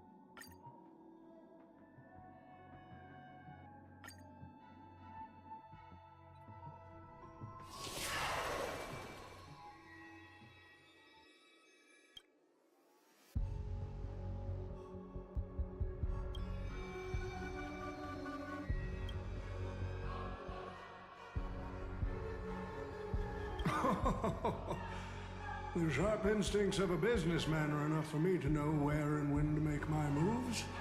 And the Holy Grail has told me everything I need to know. You are the servant of that Galaxy Ranger. I didn't think your nose would be even sharper than the Bloodhound family's minions. Is it really wise for you to charge in here on your own instead of loyally staying at your master's side?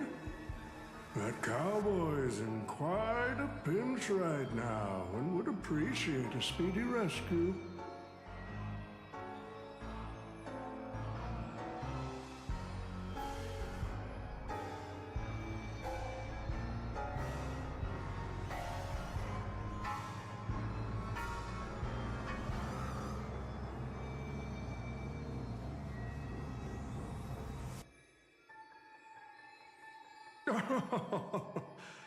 I appreciate the advice, truly. In that case, am I not giving the Holy Grail a new purpose? It'll become an entertainment spectacle much more worthy of investment than some wish-granting chalice.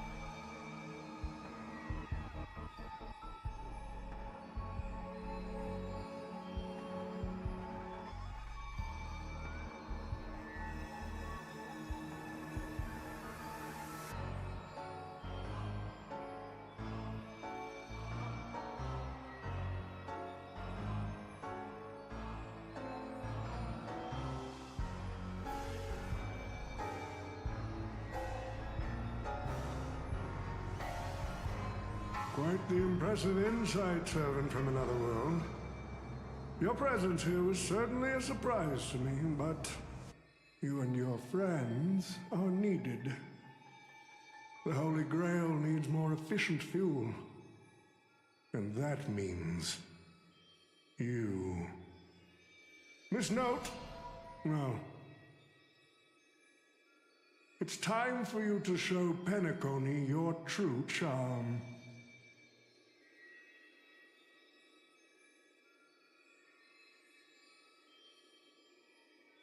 I did what you wanted me to do. Well done, my old friend. So many years have passed, but I still remember every performance you gave, every dance you danced, every melody you sang. You were like a blooming iris.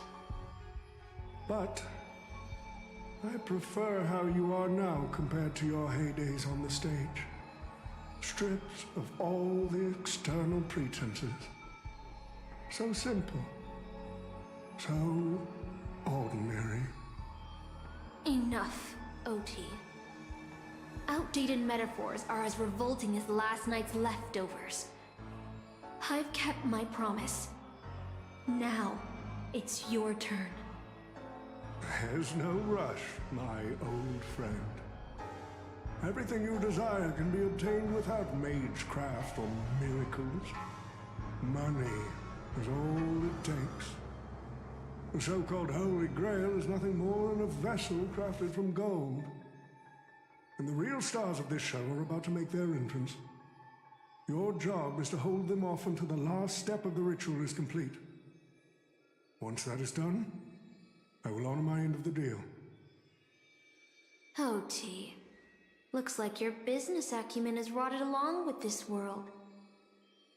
I could barely restrain that one servant, and now you expect me to take them all on?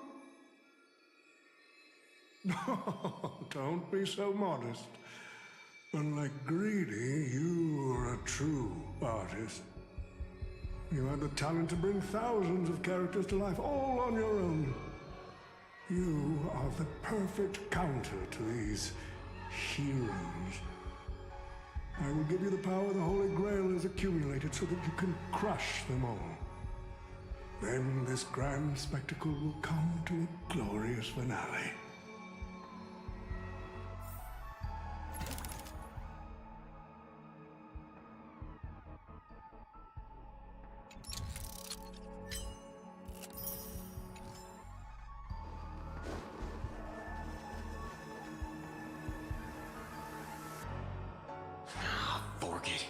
Wasn't that blue guy supposed to scout this place ahead of us? Haven't even heard a single peep from him so far. Could that old man have pulled a fast one on him?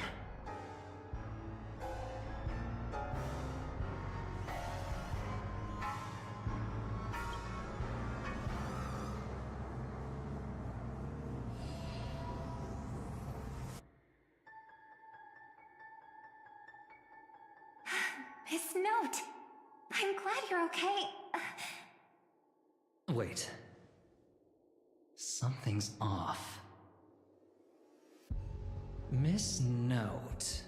I trust that you've seen Lancer here, haven't you? Yes. He came to the Grand Theater with his spear raised and ready, eager to impale old Odie on the curtain. I couldn't agree more with his approach. But I still have dreams left unfulfilled in this miraculous second life. So, I asked him to take a break. And I must insist that every one of you take a break as well. Until Mr. Odie finishes the ritual. Fear not. There will be no pain. Please, leave your passion and ambitions on the stage. Like how actors shed their fatigue and makeup behind the curtains. And rest. Let the curtain fall! Canon Can presents!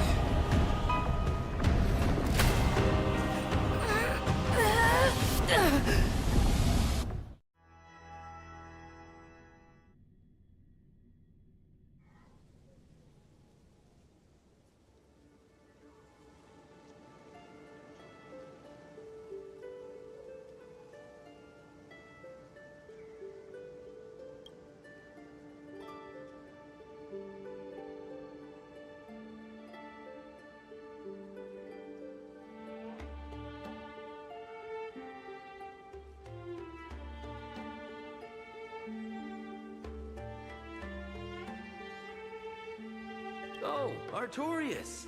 Here to draw the sword, aren't you?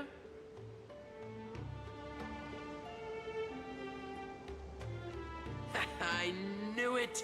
That Mage Merlin spun such a tall tale, something about whosoe'er pulleth out this sword of this stone is rightwise king of all England. Even an apprentice knight wouldn't be able to resist that. That being said, a little fellow like you drawing the sword and becoming king, I really can't picture that.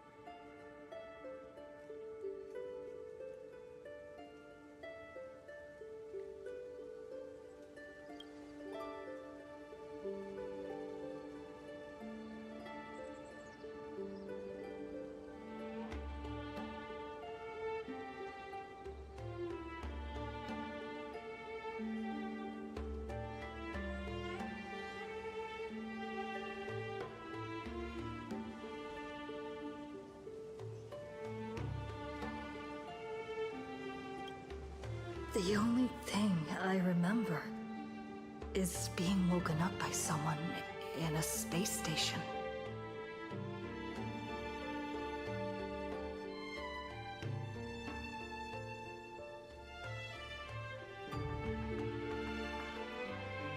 My earliest memory was boarding a train, headed for the stars, and meeting many kindred spirits as friends. Though I have no past, I have a future.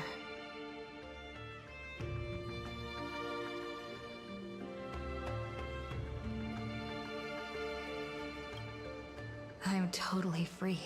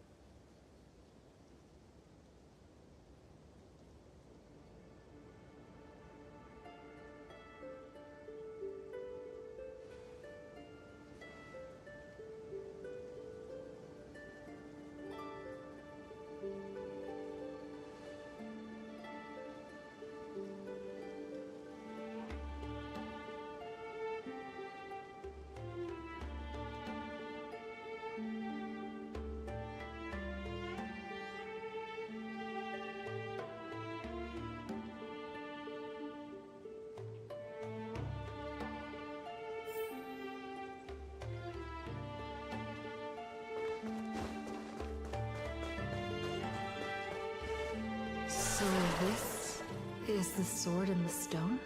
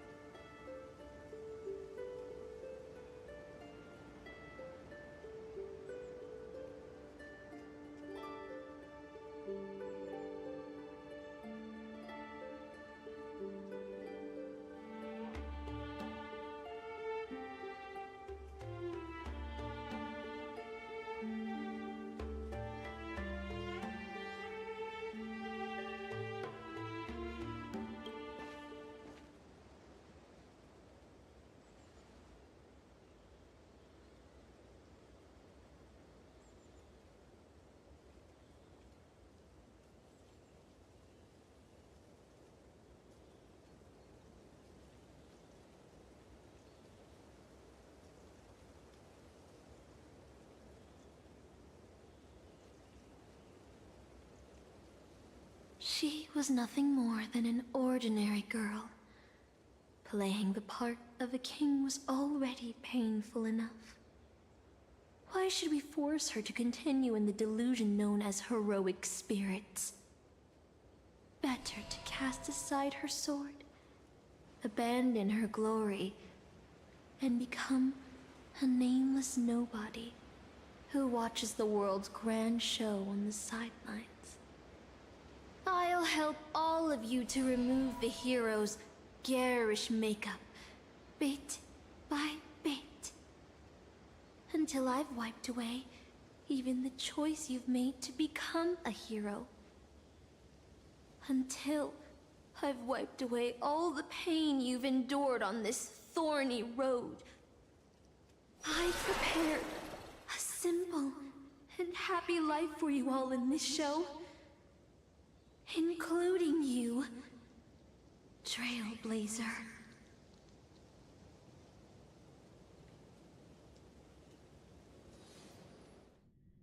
So, newcomer, are you staying?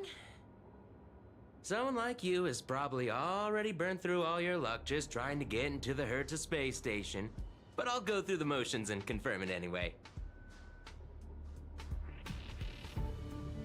Just so you know, working at the Department of Cosmic Geography isn't as easy as you think.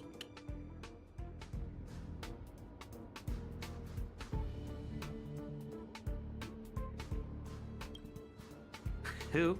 Madam Herta? Well, this is her space station. Look, I thought I was pretty impressive too when I first arrived. But you'll be beaten into shape in no time. You're just a regular researcher on this station. No one's gonna even bat an eye at your so-called talents and smarts.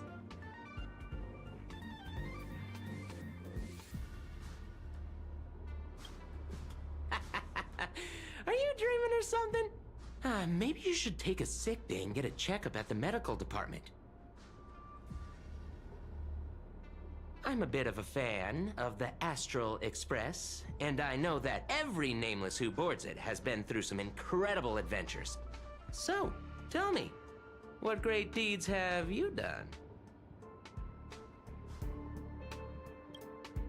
Oh, I know what's happening now. The Department of Implement Arts imported a batch of dream bubbles. Loads of young, naive researchers have been wasting entire days in them, ignoring even their paid work. You probably ate too much of that Memoria too and thought those illusions were real. Uh-huh. Why else would you believe you're a nameless aboard the Express? Well, I can't say I blame you. I heard the Express did invite you to join them, but you turned them down. Are you regretting that choice now?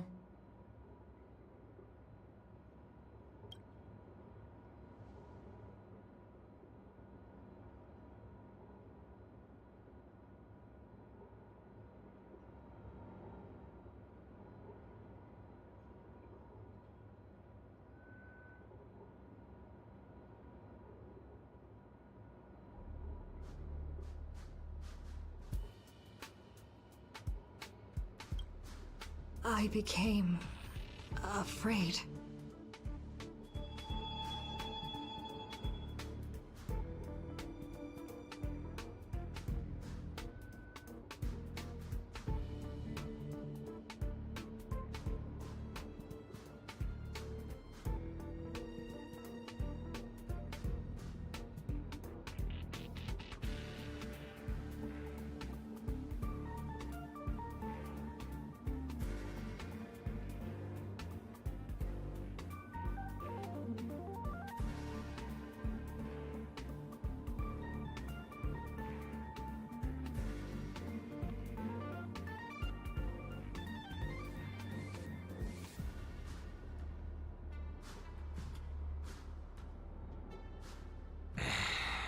Well, your resume doesn't show any particular skills, so I'll start you off with some light tasks.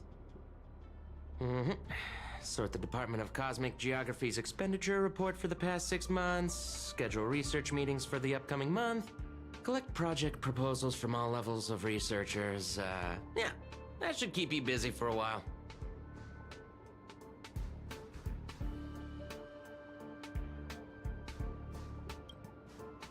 Don't be so surprised. Our department is at the bottom of the food chain on the station. This work happens all the time. I'm off. Be sure to do your job well.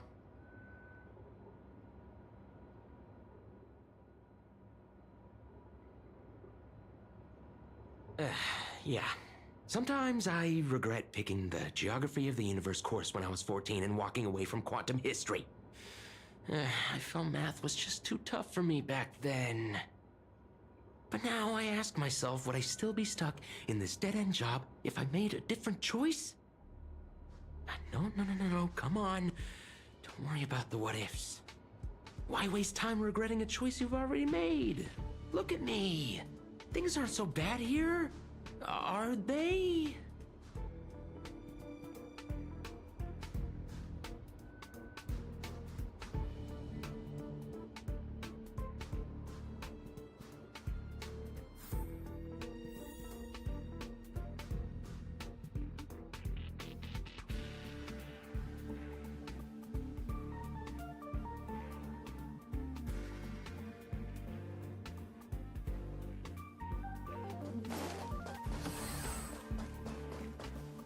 You're late, newcomer. A few more system days of delay, and we'll miss the reimbursement deadline. I'll cut you some slack, given that you're new. Now get to work. What a messy desk. Am I supposed to organize all this stuff? Where do I even start?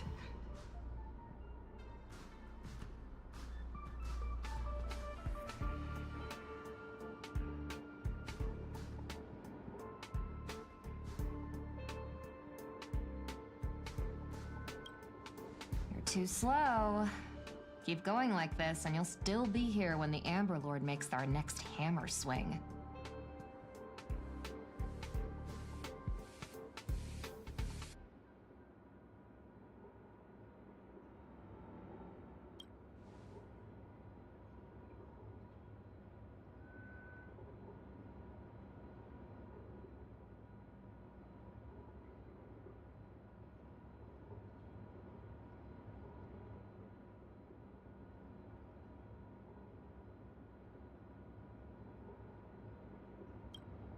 What are you standing around for? You think space bionic snails are going to do the work for you?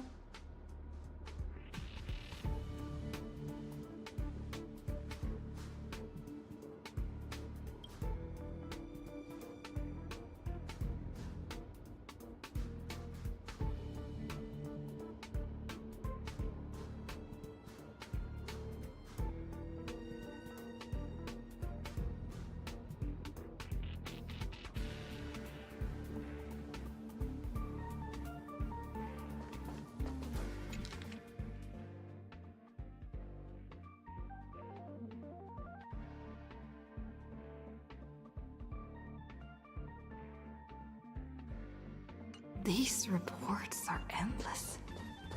And this...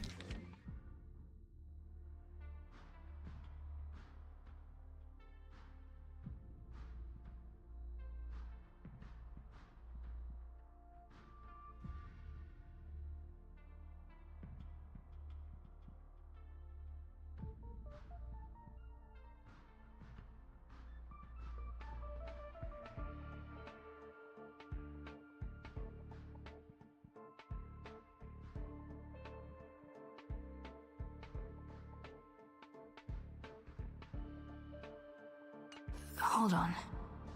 I think I've seen that person over there.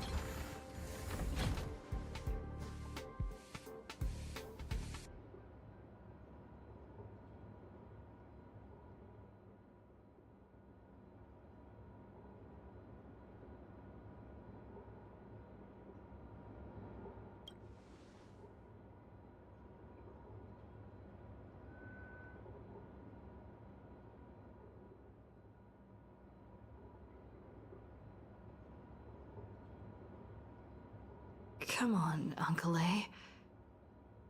Don't you ever feel like you don't belong here?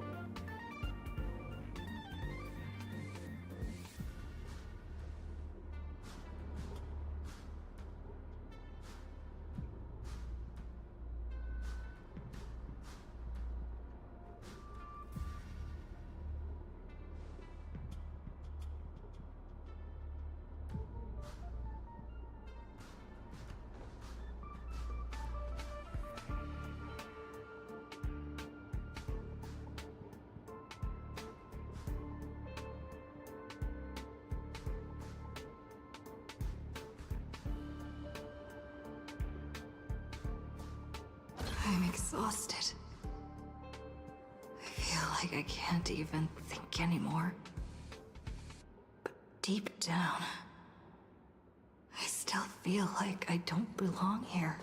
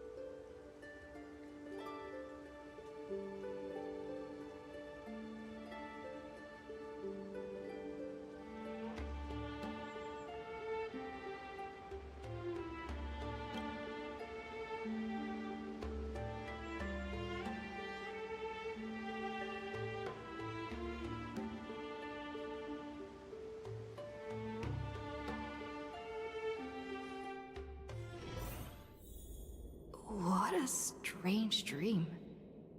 I should get to work. Scheduling Department of Cosmic Geography meetings for the next month. This should be easier than yesterday, right?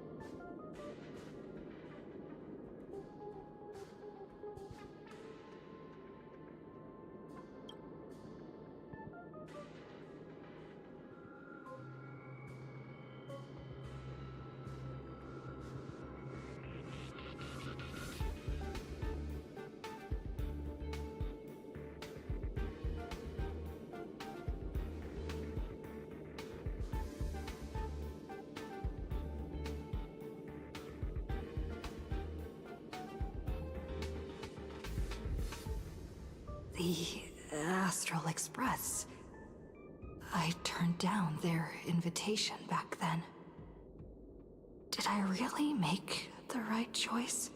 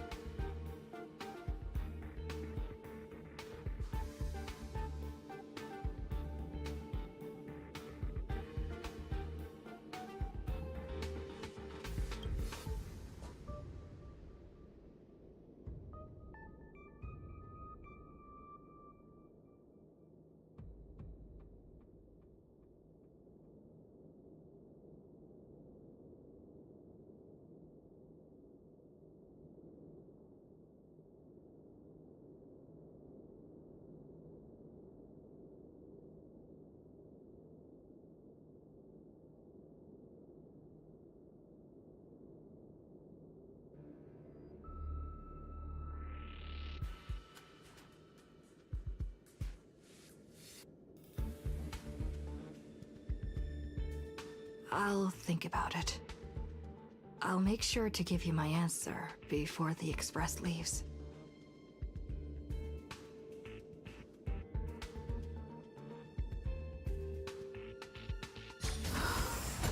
I'm so tired. Maybe I should head...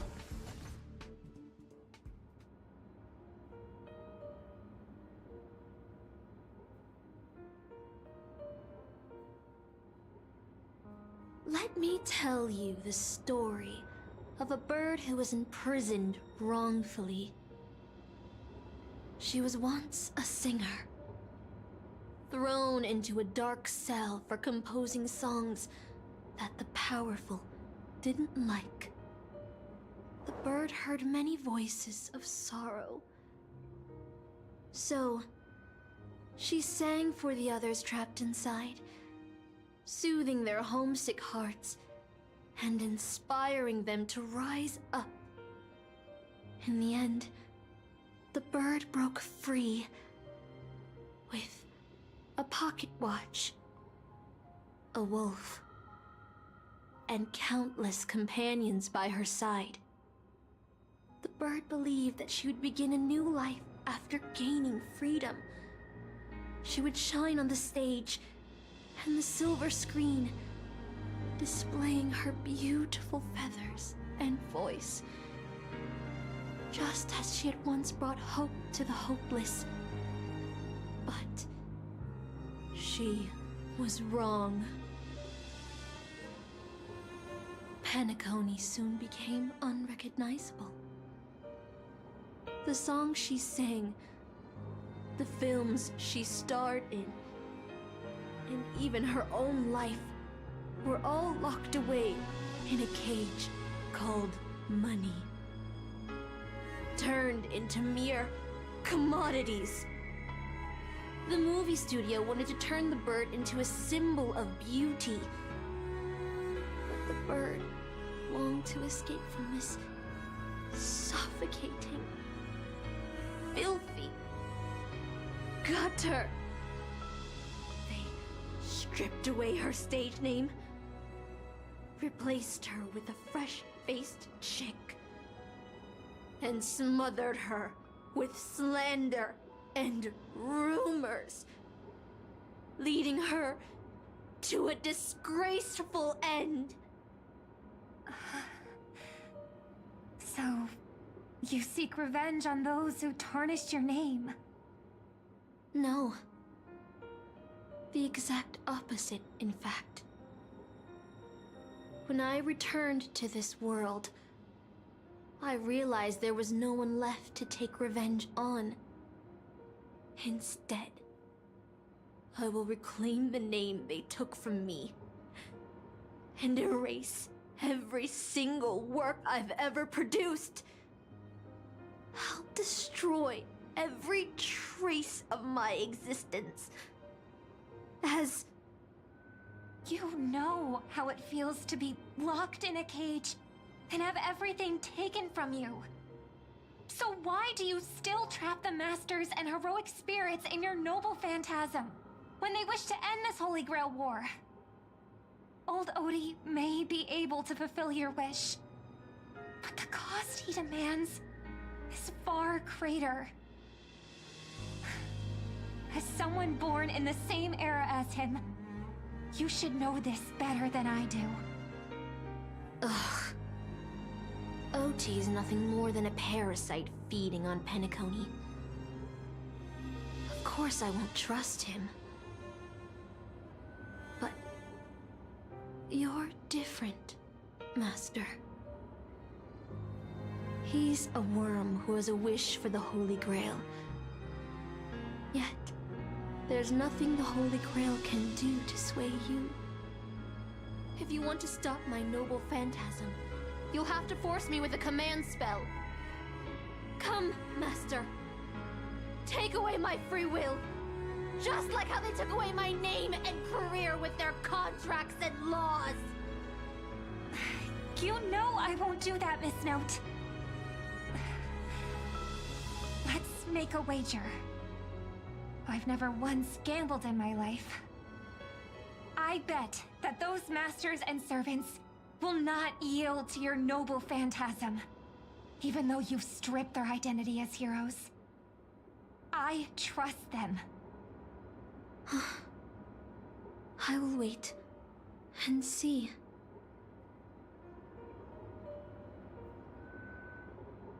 I feel like I had a strange dream. But the details keep slipping away. My body feels so heavy, but I can't rest.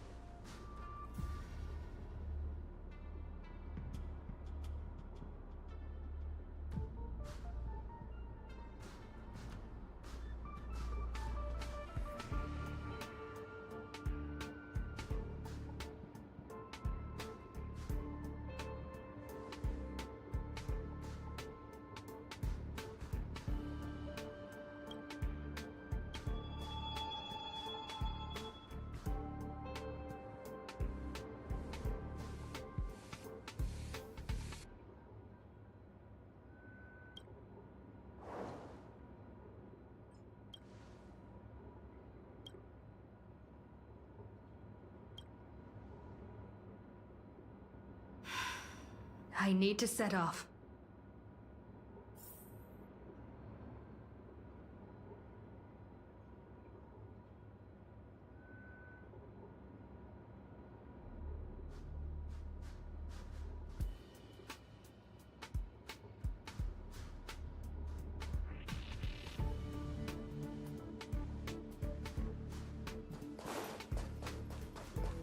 The express has already left. Going there will be Let's go to the lab. Hit the cafeteria. Let's go. Isn't life on the space station wonderful? People would kill just to live the life you have here. There's no antimatter legion. No abominations of abundance. This place is the most peaceful paradise in the universe. Stop.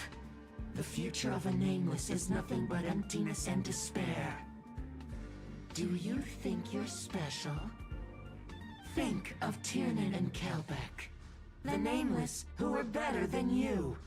They were all consumed by the lightless outer space, never to return.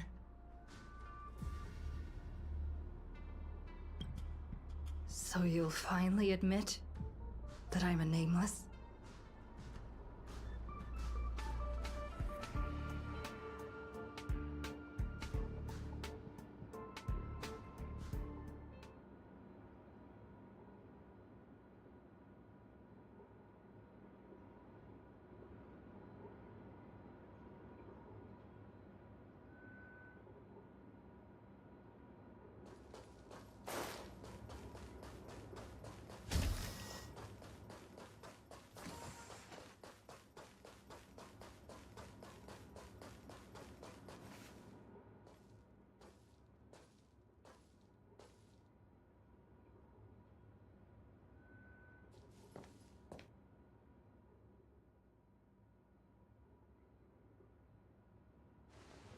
Would you still pull this weapon out?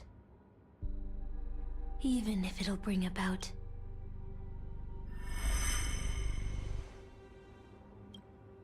Which is why I've crafted such gentle dreams for you all.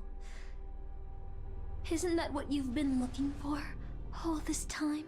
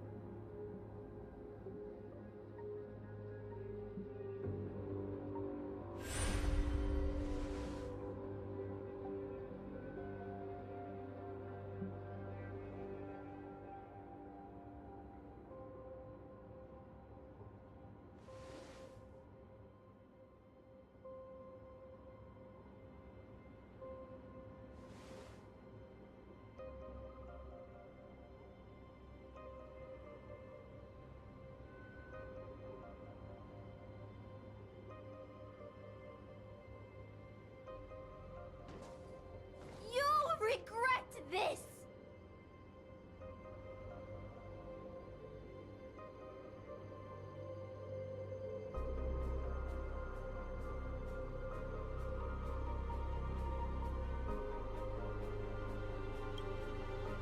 I'll never regret.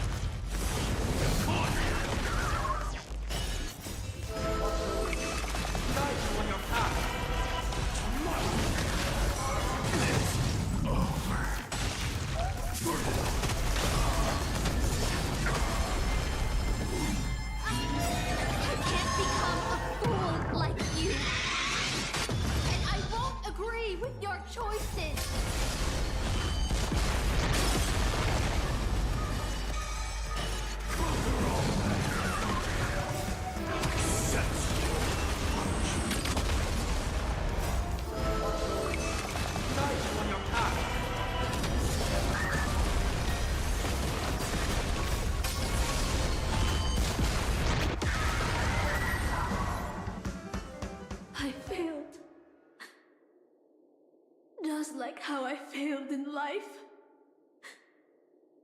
This is a fitting end for a traitor. The performing arts had given you so much pain, Miss Note. Why did you choose to remain on Penacony's stage after leaving your prison? Because I still remember how the rough prisoners fell silent and the crying children smiled whenever I started to sing. Those small moments made me feel free, even in that iron cage. But Penacony has changed.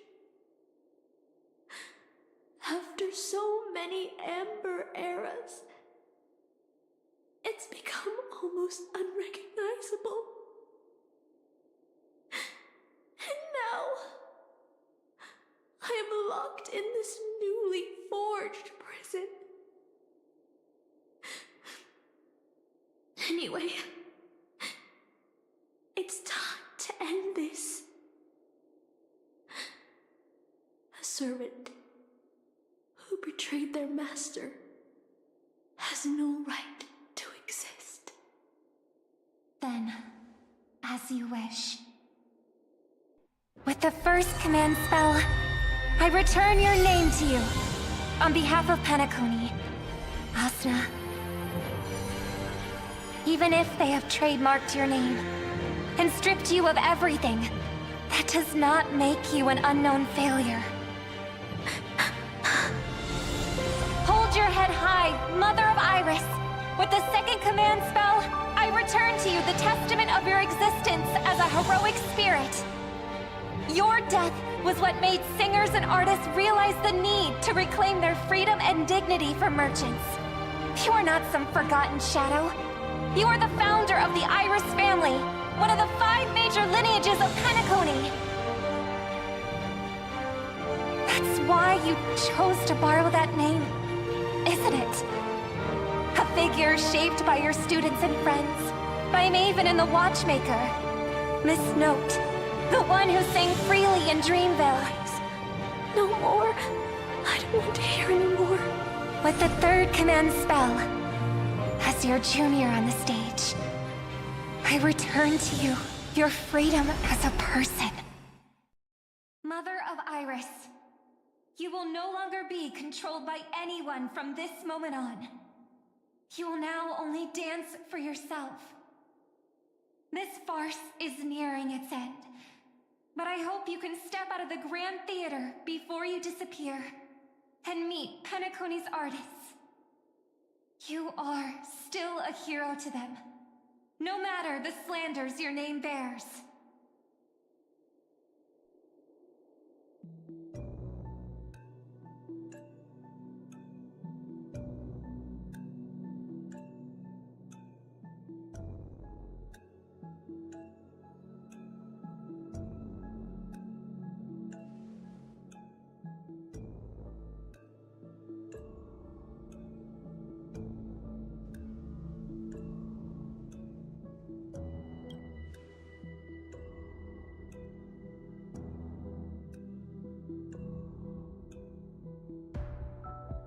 Boothill and the others got out too.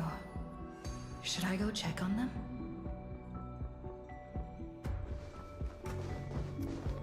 A different life? Penacony's dream bubbles are pure cancer.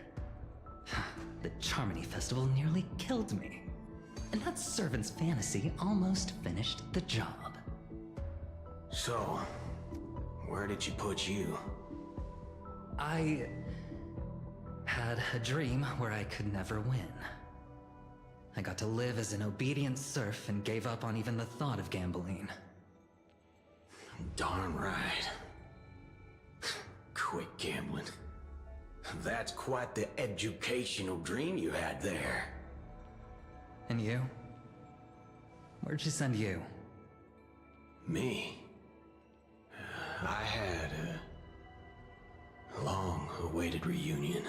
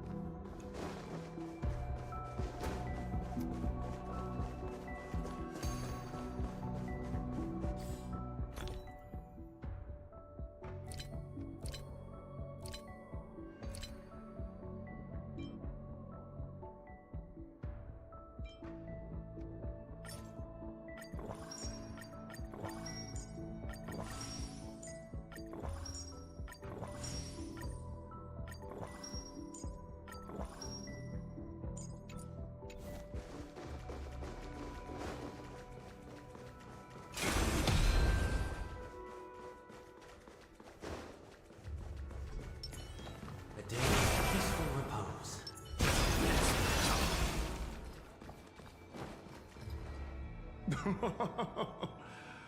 Looks like Lady Osner has failed. What a shame. She was just one step away from tearing the flame of dreams off the servants and tossing them into the Holy Grail as fuel.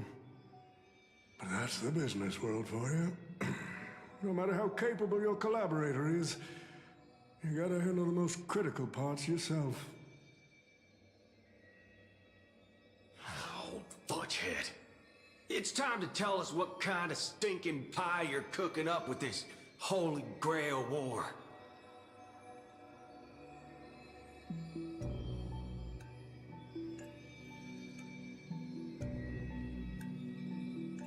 Oh, I've lived for 10 Ember Eras already. As long as I give the word, my medical team can squeeze a few more years out of these old bones.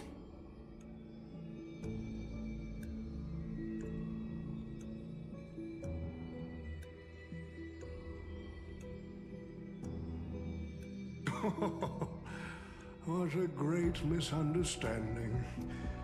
There are no enemies that can't be made into friends in the world of business. Huh, good point. But I'm still very curious about your little scheme.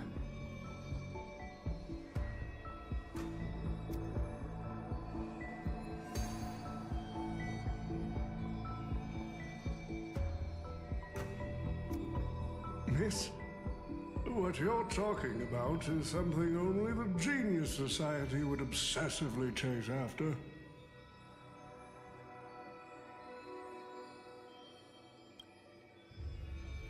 I've been very clear about this from the start. The Charmony Festival met a hasty rap. And Penacony needs a fresh economic boost. We need to create a business venture that will grab everyone's attention. A Holy Grail that grants wishes is just the golden goose we need. If this ritual works, then Penacony will own a glorious show to keep the money rolling in for 10 more Ember Eras. A carnival that even the Charmony Festival can't compete with. Even if I do have some personal objectives in this first ever Penacony Holy Grail War, that's none of your concern.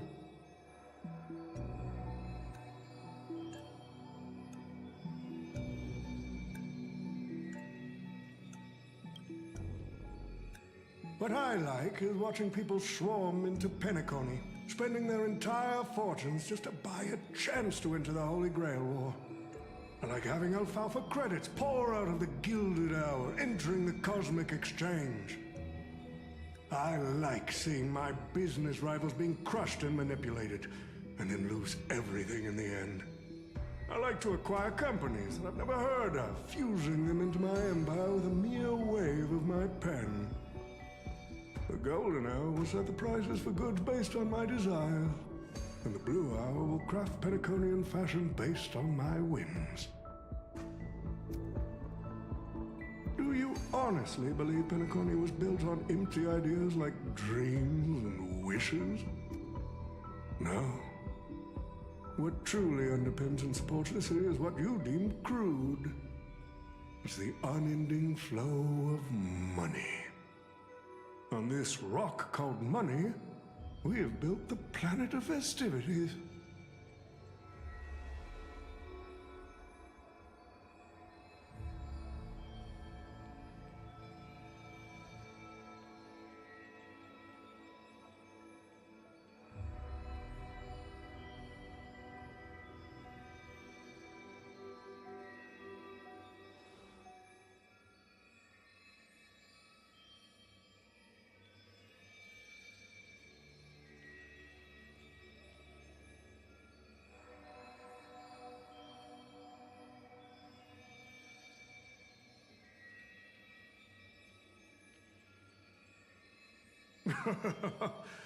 It seems you're all eager to prepare for my demise. But since there can only be one winner in this game, how do you plan to decide the victor after I bow out? Why don't we discuss A collaboration instead. Whoever can eliminate the others shall have the chance to make their wish to the Holy Grail. I will give you that right. We can even formalize it with a contract, using precise logical language to word our wishes, ensuring the Holy Grail fulfills everyone's desires. After all, isn't this the very moment you've all been fighting for? Masters and servants?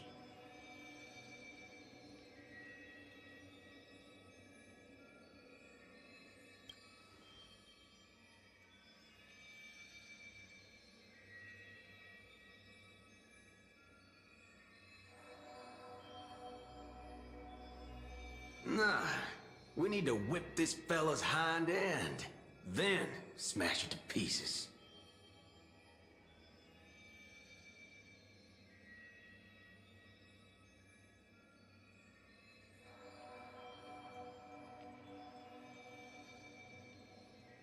Well, I've already been the scapegoat once today, so I'll pass this opportunity to Mr. Odie.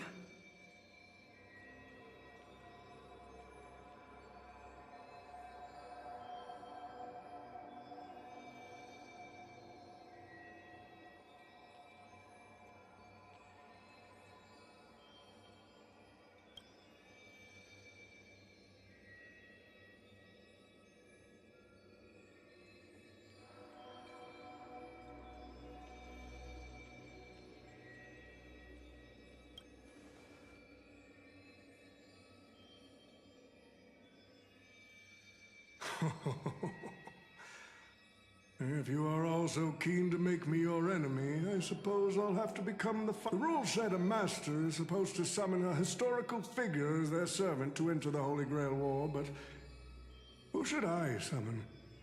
This question has haunted me for quite some time. Should I get the washed-up director I sponsored? Or the legendary star whose name I purchased? No, they are not worthy of being my servant. That's when a thought crossed my mind. Why not summon myself? The person who's still standing strong after 10 amber eras of business intrigue? Isn't this living legend staring back at me in the mirror? I used myself as the catalyst. I wanted to see how the business magnate Oti reflected in the history of Penacony would respond to my call as a servant. I wanted to see how people truly view me in history.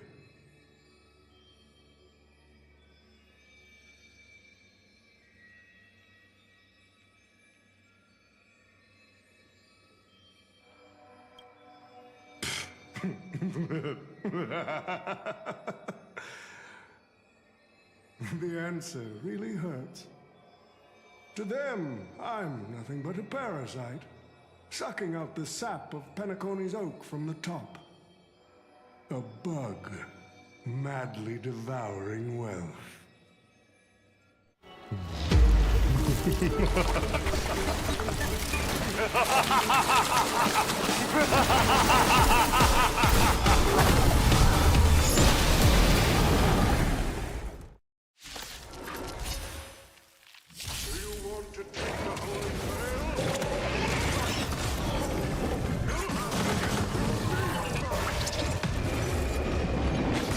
So, the person we've been talking to was old Odie's servant all along? Heard the call.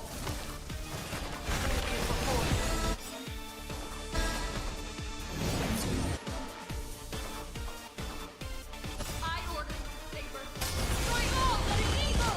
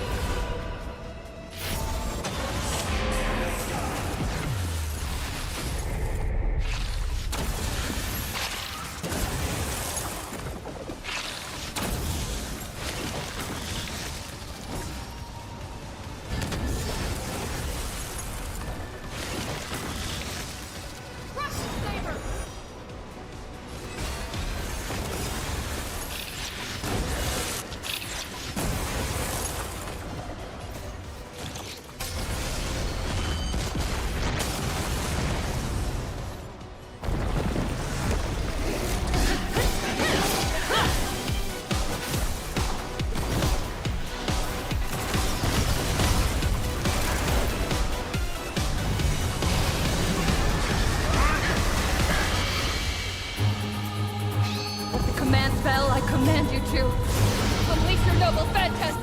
Shatter the Holy Grail!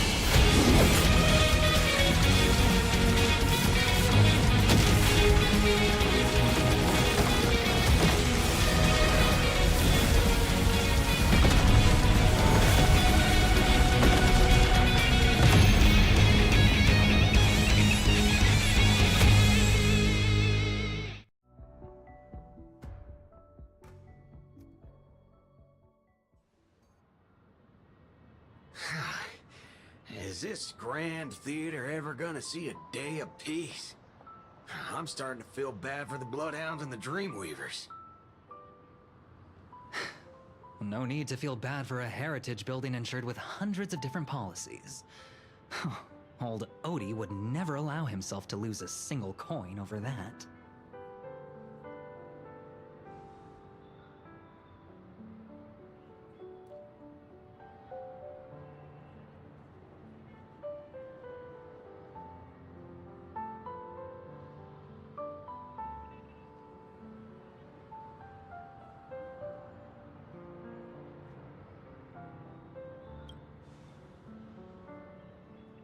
Unfortunately, no master was harmed in the making of this show. Even if we tried to hold him accountable, he'd probably just brush it off with his usual tricks. The best legal team money can buy, and sky-high compensation. And I fear the Holy Grail War has already given him returns far beyond what he's put into it. The silver lining is that this little spectacle will serve as the perfect excuse during negotiations for Madame Jade to pry open an even bigger opportunity in Penacony.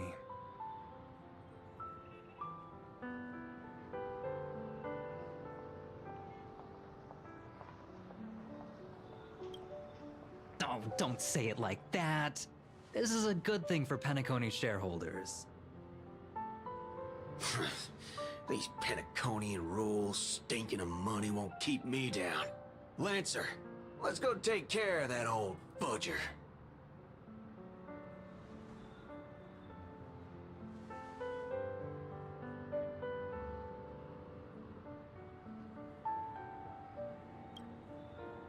Such a shame, brother. If we ever cross paths again, I'll take you to the finest honky-tonk in the cosmos for a drink.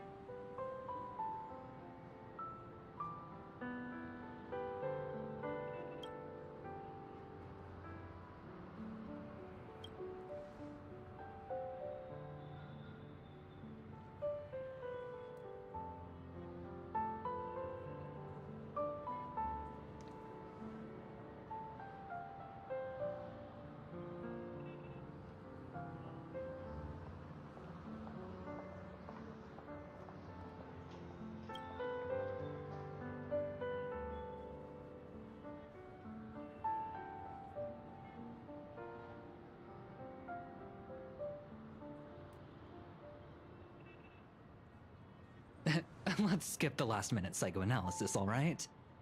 And when it comes to fashion, you're not much better than me, Guardian of Humanity.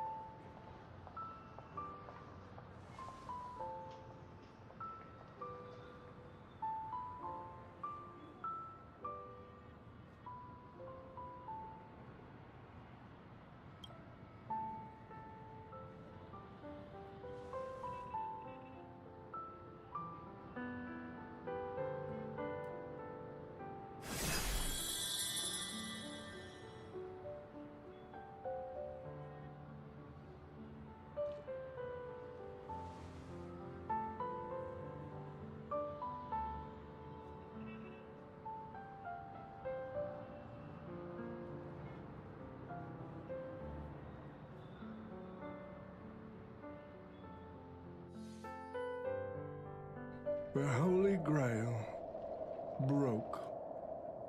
What a shame. People have pursued it, fought for it, made sacrifices for it, and died for it. Much like they did for our own Penacony. They poured their dreams into Penacony to shape the planet into what it is today. But the question is, has Penacony ever answered their dreams? Look at this Memoria singularity. 10 Amber Heirs have passed. And out of those who once came here to build Penacony from the ground up, only one despicable old man is left. His friends, his enemies, they're all gone. I must confess to both of you, my wish has been granted. No matter how you see me, no matter how deeply we hated each other in the past, the Holy Grail has recognized your achievements and brought you forth as heroic spirits. Don't you think this is a rather unique reunion of old friends? It's unfortunate that Mikhail, that old rascal, couldn't be here to join us. Mr. Odie, your wish truly moves me. If I didn't know you better, I'd almost be swayed by your sweet words. A reunion of old friends. No, it's just another part of your business deal. Greedy. Or perhaps I should now address you as Mr. Rekka. Is the editing of the footage complete? That is such an important task, after all. I've cut out everything related to the participants' privacy and kept only the most thrilling parts of the Holy Grail War. It may not be an artistic masterpiece, but it should meet your commercial expectations. That'd be enough for me. You artists always aim to carve your names into art's annals no matter the cost. Too bad those who actually succeed are as rare as the winners of the Holy Grail War. I'm not like that. What else can truly measure the effort you've put in apart from cold, hard cash? The memories of former heroic spirits are also worthy compensation. Memories of a flop director like Greedy? Do enlighten me. What worth do those hold?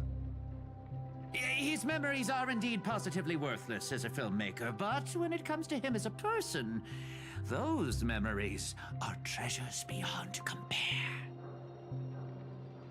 He has had his struggles, disappointments, and defiance, only to be reduced to another nameless nobody. That man is a symbol of the Penacony of his times, a most ridiculous clown and a most genuine hero. How could I ever miss out on a memory with as many facets as a veritable diamond? But now, I'm more curious about you, sir. You've spent so much money, only to create such an unsightly mess. Aren't you worried you'll end up in disgrace like Grady? A merchant at my age who still cares about dignity would be an absolute failure. Oh, in that case, my business here is settled. I'll take my leave. All right. It's your turn, Miss Osner. I'll sign the declaration to renounce the trademark on your name and all rights to your creative works. Are you happy with that? Happy? Never.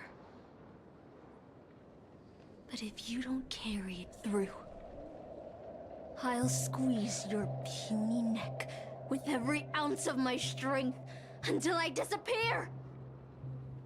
I'll watch you take your last breath, even if I know it won't actually kill you. Goodbye, Penacony's most successful merchant. There's something I've always wanted to say to you. I wish you were already dead.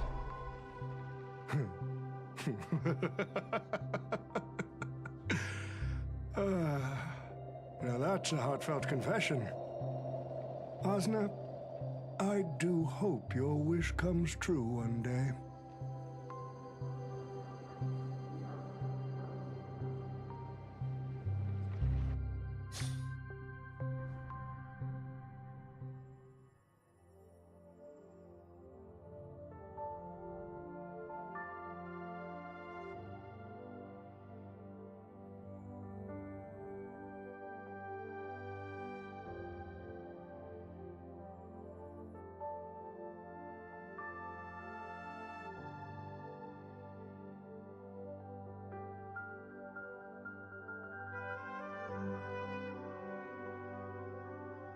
March 7th is always bringing back bizarre and curious things.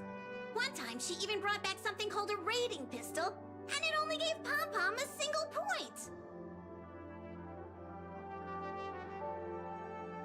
Also, watch out for Himiko's coffee. It's the most terrifying beverage Pom-Pom's ever encountered. But please don't ever tell her that to her face. Is it worse than the tea from Granholm's hometown? 100 times worse.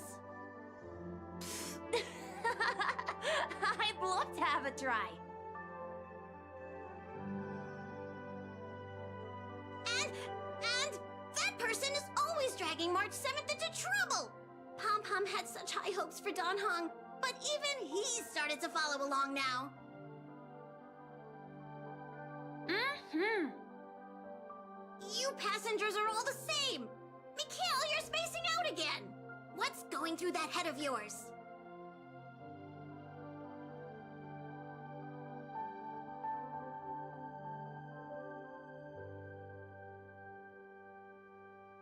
Conductor, looks like it's time to say our goodbyes again. Will you be returning to the Express? Maybe. I'm just happy to hear that so many people like me have boarded the Express over the years. The nameless come and go. Some find a place they want to stay, while others keep moving forward. Just like the silver rails that never stop. That's the Astral Express. I'm sure the conductor's future will never be lonely.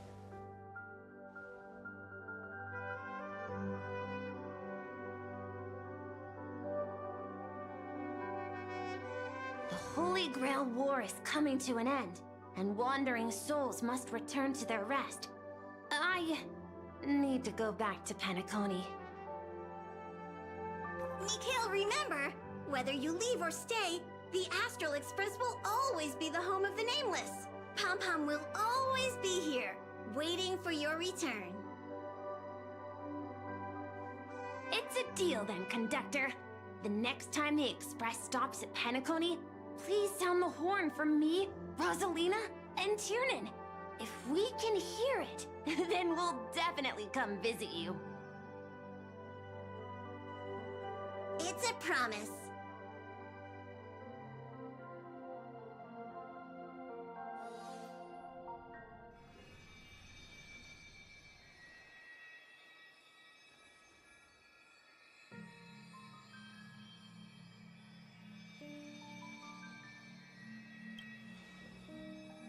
You see, wishes lose their power once spoken aloud. That does sound like something you'd say. Anyway, the first Holy Grail War orchestrated by Old Odie ended up being the last one. But the Dream Bubble movie co-produced by Mr. Rekka and Dr. Edward became a huge hit. Not only did it fill up movie theaters in Epsilon, it even created a new dream-chasing trend throughout the stars. Mr. Odie and the IPC's Penacony branch made quite the fortune from it.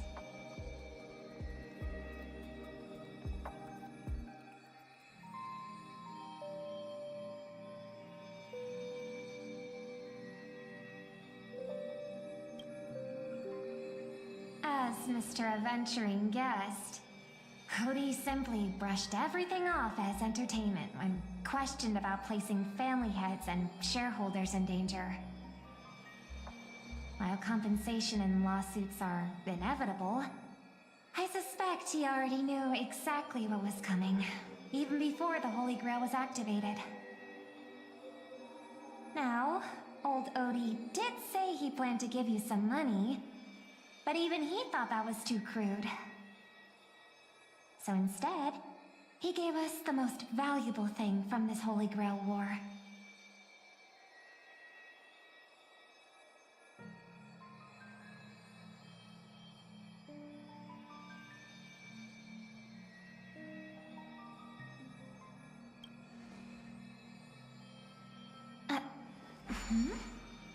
There's something inside the Holy Grail. I think this is a note for you. Hey, sister. Since y'all look pretty busy, I headed out with Hook. Big thanks to Mr. Odie for buying this rare trinket I got my hands on. That's how I could afford this spontaneous trip. By the way, aren't you curious what old Sempo's wish to the Holy Grail was?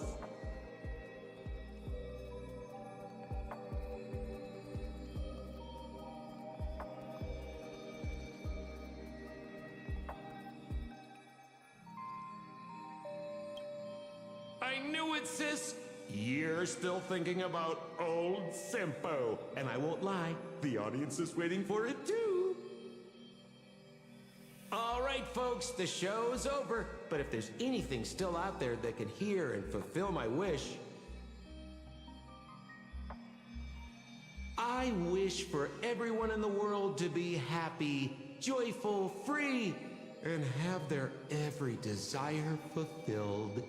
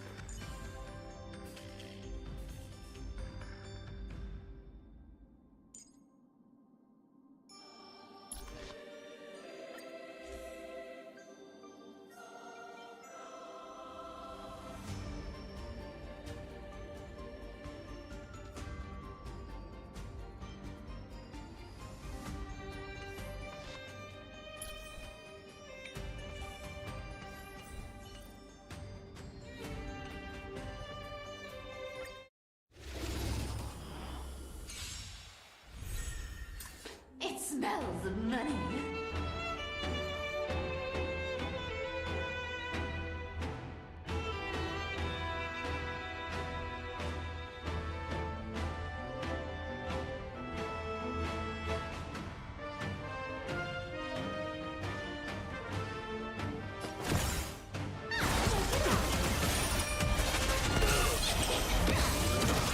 Step up, let's see ya. Let's play for a while. You wanna sing?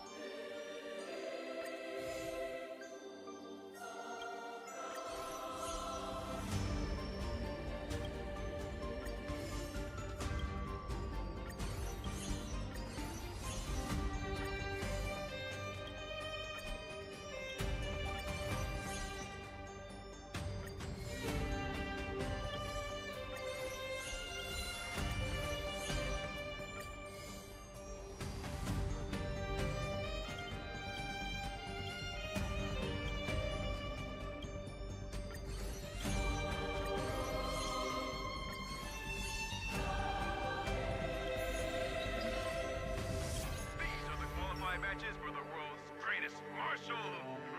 no, I mean, holy grail.